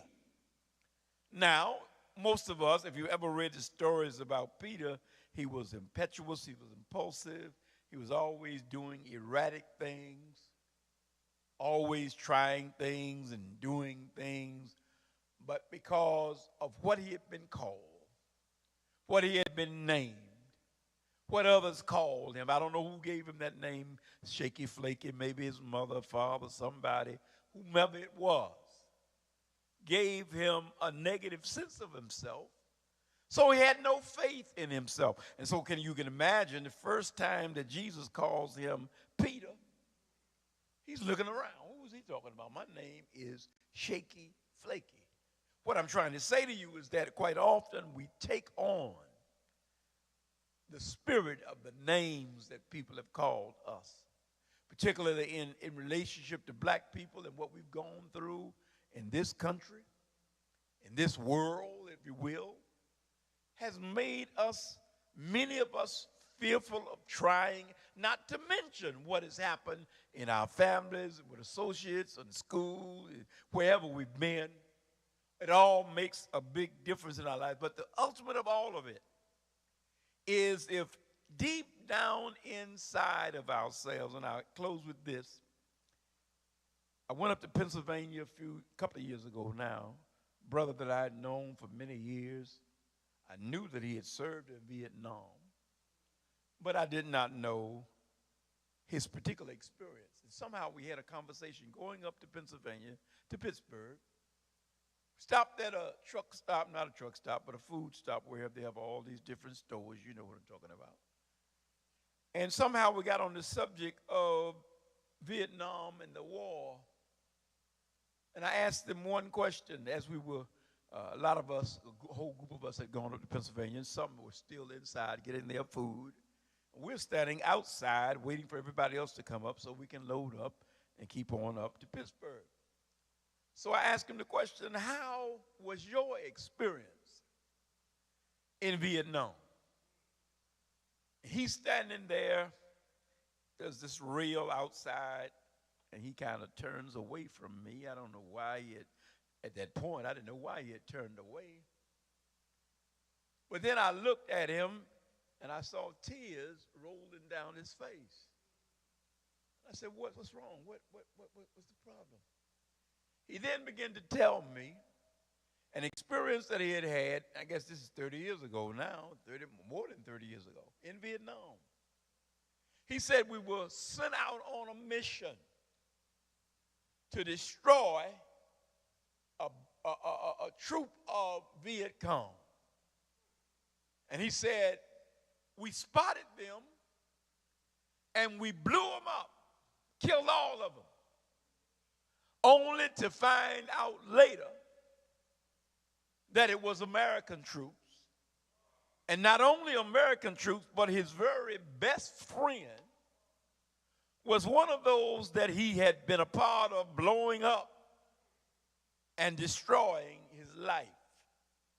For the first time in his whole life, he was now talking to me about the pain of having destroyed his best friend, killed his best friend mistakenly, thinking he was killing Viet Cong.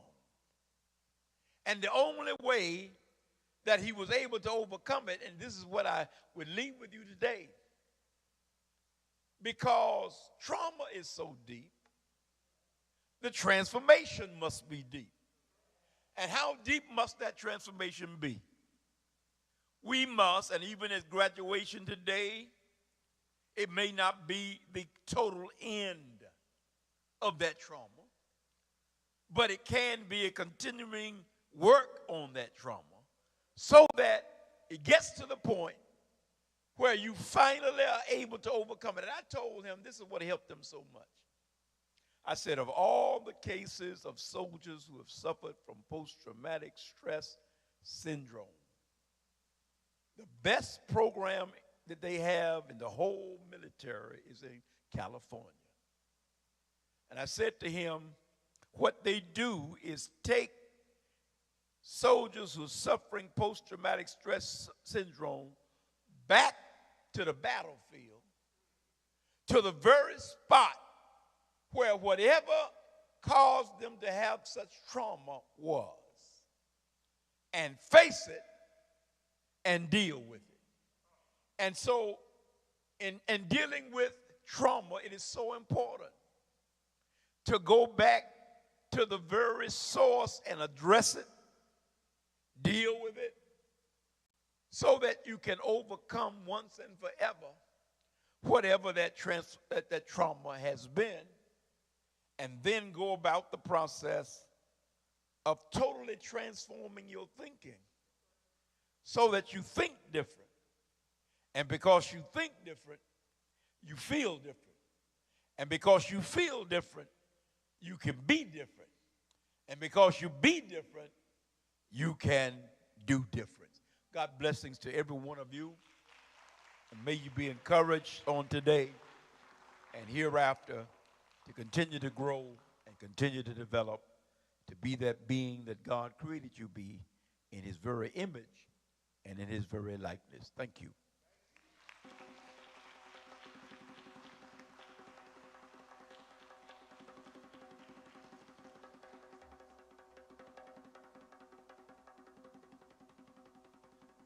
All right, let's give it up again for Pastor Wilson.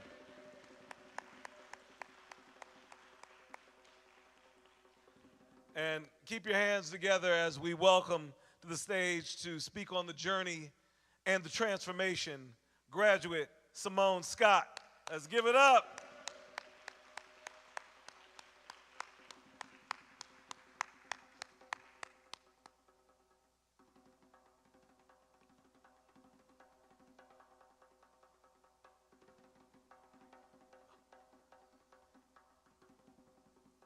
Love more, everybody. I promise I'm not going to take too much longer. I know we got the reception coming, and if you're thinking like me, the food is on my mind, all right? Along with that message you just gave, Pastor. Thank you. All right, so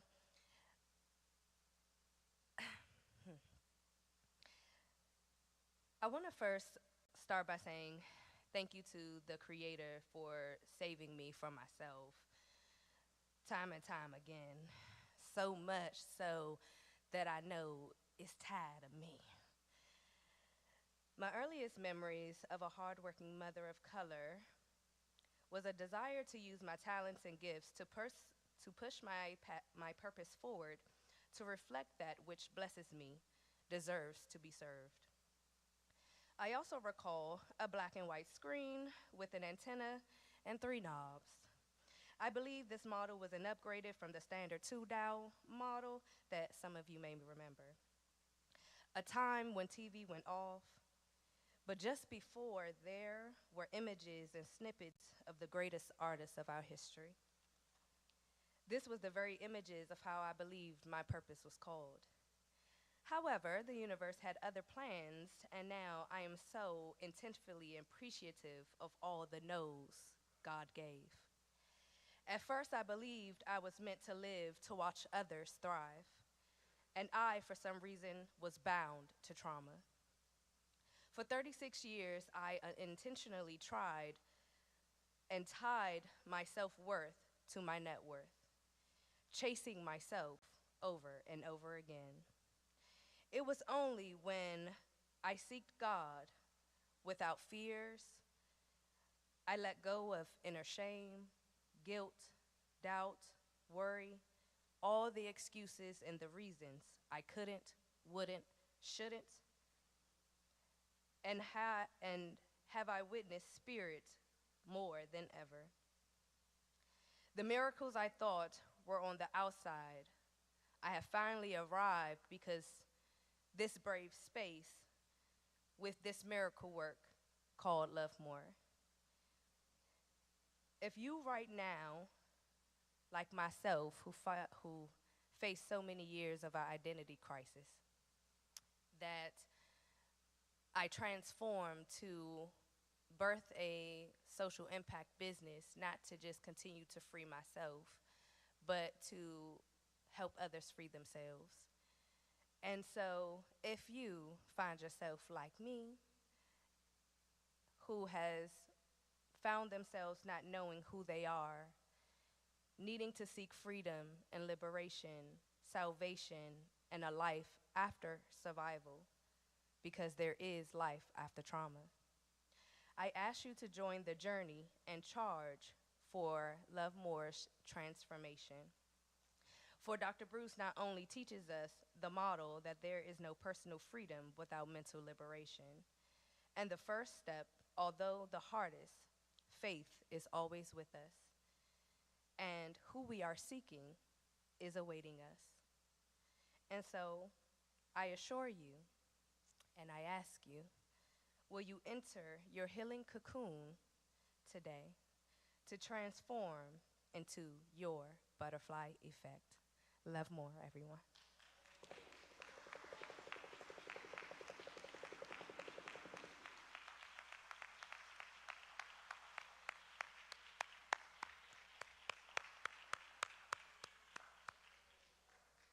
So as we begin to wind down our program, you will note that throughout the ceremony, there was in addition to Dr. Bruce, there was a name that was mentioned several times. Somebody who has been a pillar of the Talico program.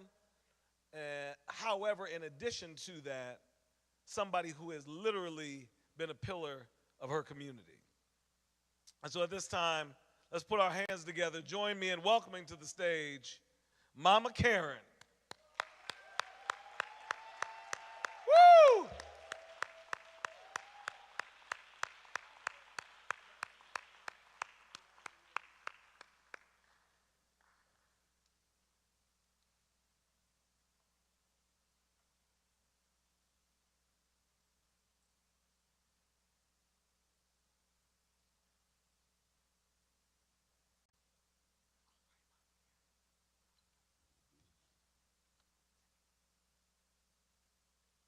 Love wins, everybody. I love saying that. And the next thing that I want to say, when I came through those doors, every time I walk through those doors, I feel a hug that's unbelievable, close to Pearl Settle's hug, my mother. I feel so welcome. I feel Love More so welcome here in this space. I don't know where we would go if we didn't have this place to be. Such a safe and sacred place for us. I thank the Creator for everybody's minds that came together to make sure that the fourth time we're here. I won't talk long, but as I presented myself with Dr. Bruce, he knows the story. There's two stories that everybody should know about me. My first story is that I'm my mother and father's love child. So love never been a stranger to me. My mother rocked me and talked about it. I grew up, she talked about I was a love child. And by the way, I'm one of 11 children. And I'm number 4. But I realized that being my mother and father's love child, I had a greater responsibility to the rest of my sisters and brothers. And that was to make sure that they didn't feel any less loved than me. Because I was a love child, that was a greater responsibility. So I have to say, as I always tell Dr. Bruce, where you been all my life? So Love More means to me everything I knew it was and more, and more, and more. So again, Love More is familiar to me.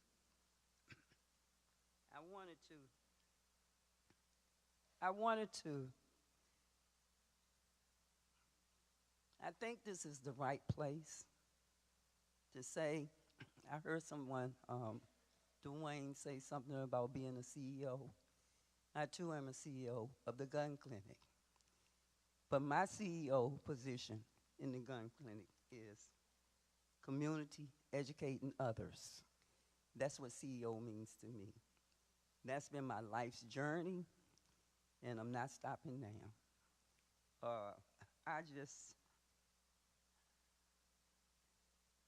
This Love More movement is everything you need and didn't know you needed. It is all that and more than a bowl of cherries. It's the best day, and it makes the worst day better. That's the way I would describe it, and some more. I heard a sermon earlier this year spoke by a pastor, Bill Hall, I think his name is, from Community of Hope Church. And it was a simple line that meant a million things to me. But he said, don't let your trauma stop you from your transformation. And I would leave today saying that. Let's examine that statement and make it real. Thank you. Love you, Dr. Bruce. Love you, Baba. Thank you.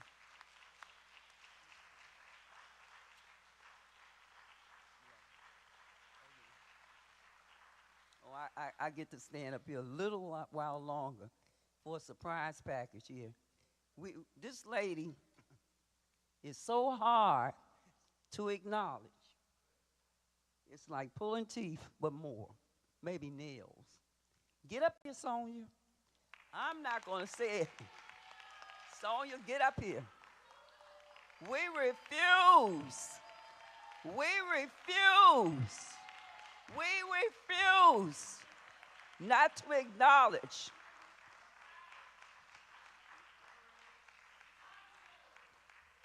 what the Creator sent to our master.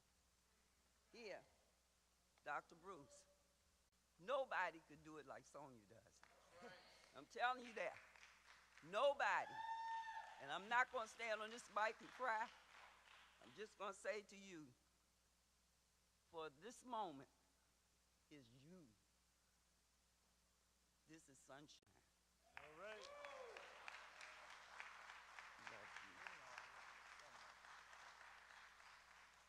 She will not let us celebrate her, but we're doing it today. We can't go home without it. And I'm going to put her on the spot. And we need you to be able to honor you at the reception, because I begged and did everything. Please come. Just show face. I'm just going to tell you. Please. Thank you. We love you. We will do more. Thank you. Thank you, everyone. I don't know if I was supposed to say something, but I am. Thank you. Know that I love each of you, and I don't say that just to say it. Each of you has touched me in such a special way. My connection with each of you is genuine and unique. And I'm so thankful for the opportunity to be in a place where I can be who I was created to be and do that which I was created to do. And we do that together. And that's the beautiful thing about what has been created here at Love More. Each of us have the opportunity to bring our best talents and gifts, not just for us, but to hone them and shine them and get them right and polish them up so that we can take them out and give it to somebody else. It's the most beautiful thing. And as Dr. Bruce says, love always wins. No matter what, love always wins. So I thank you. But what you see in me is what I get from you. And so I appreciate each and every one of you. Thank you.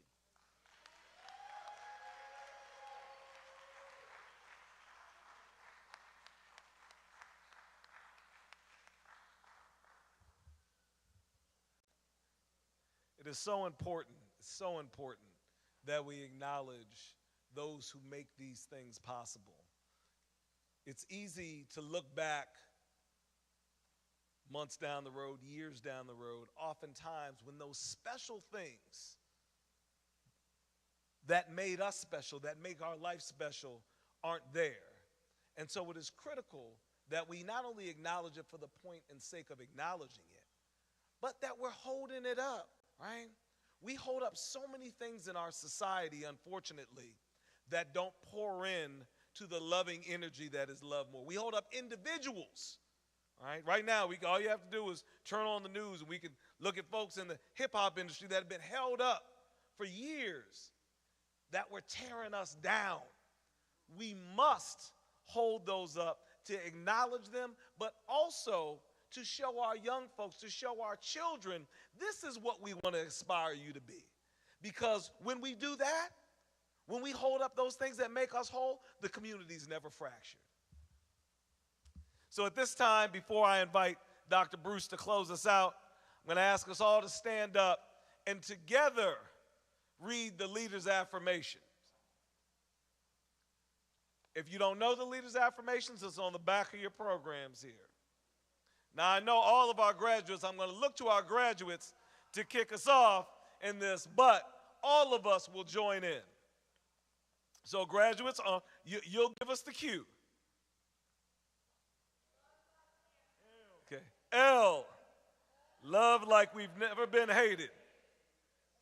E, like we've never been judged. A, my desires of fulfilling prophecies. D, E,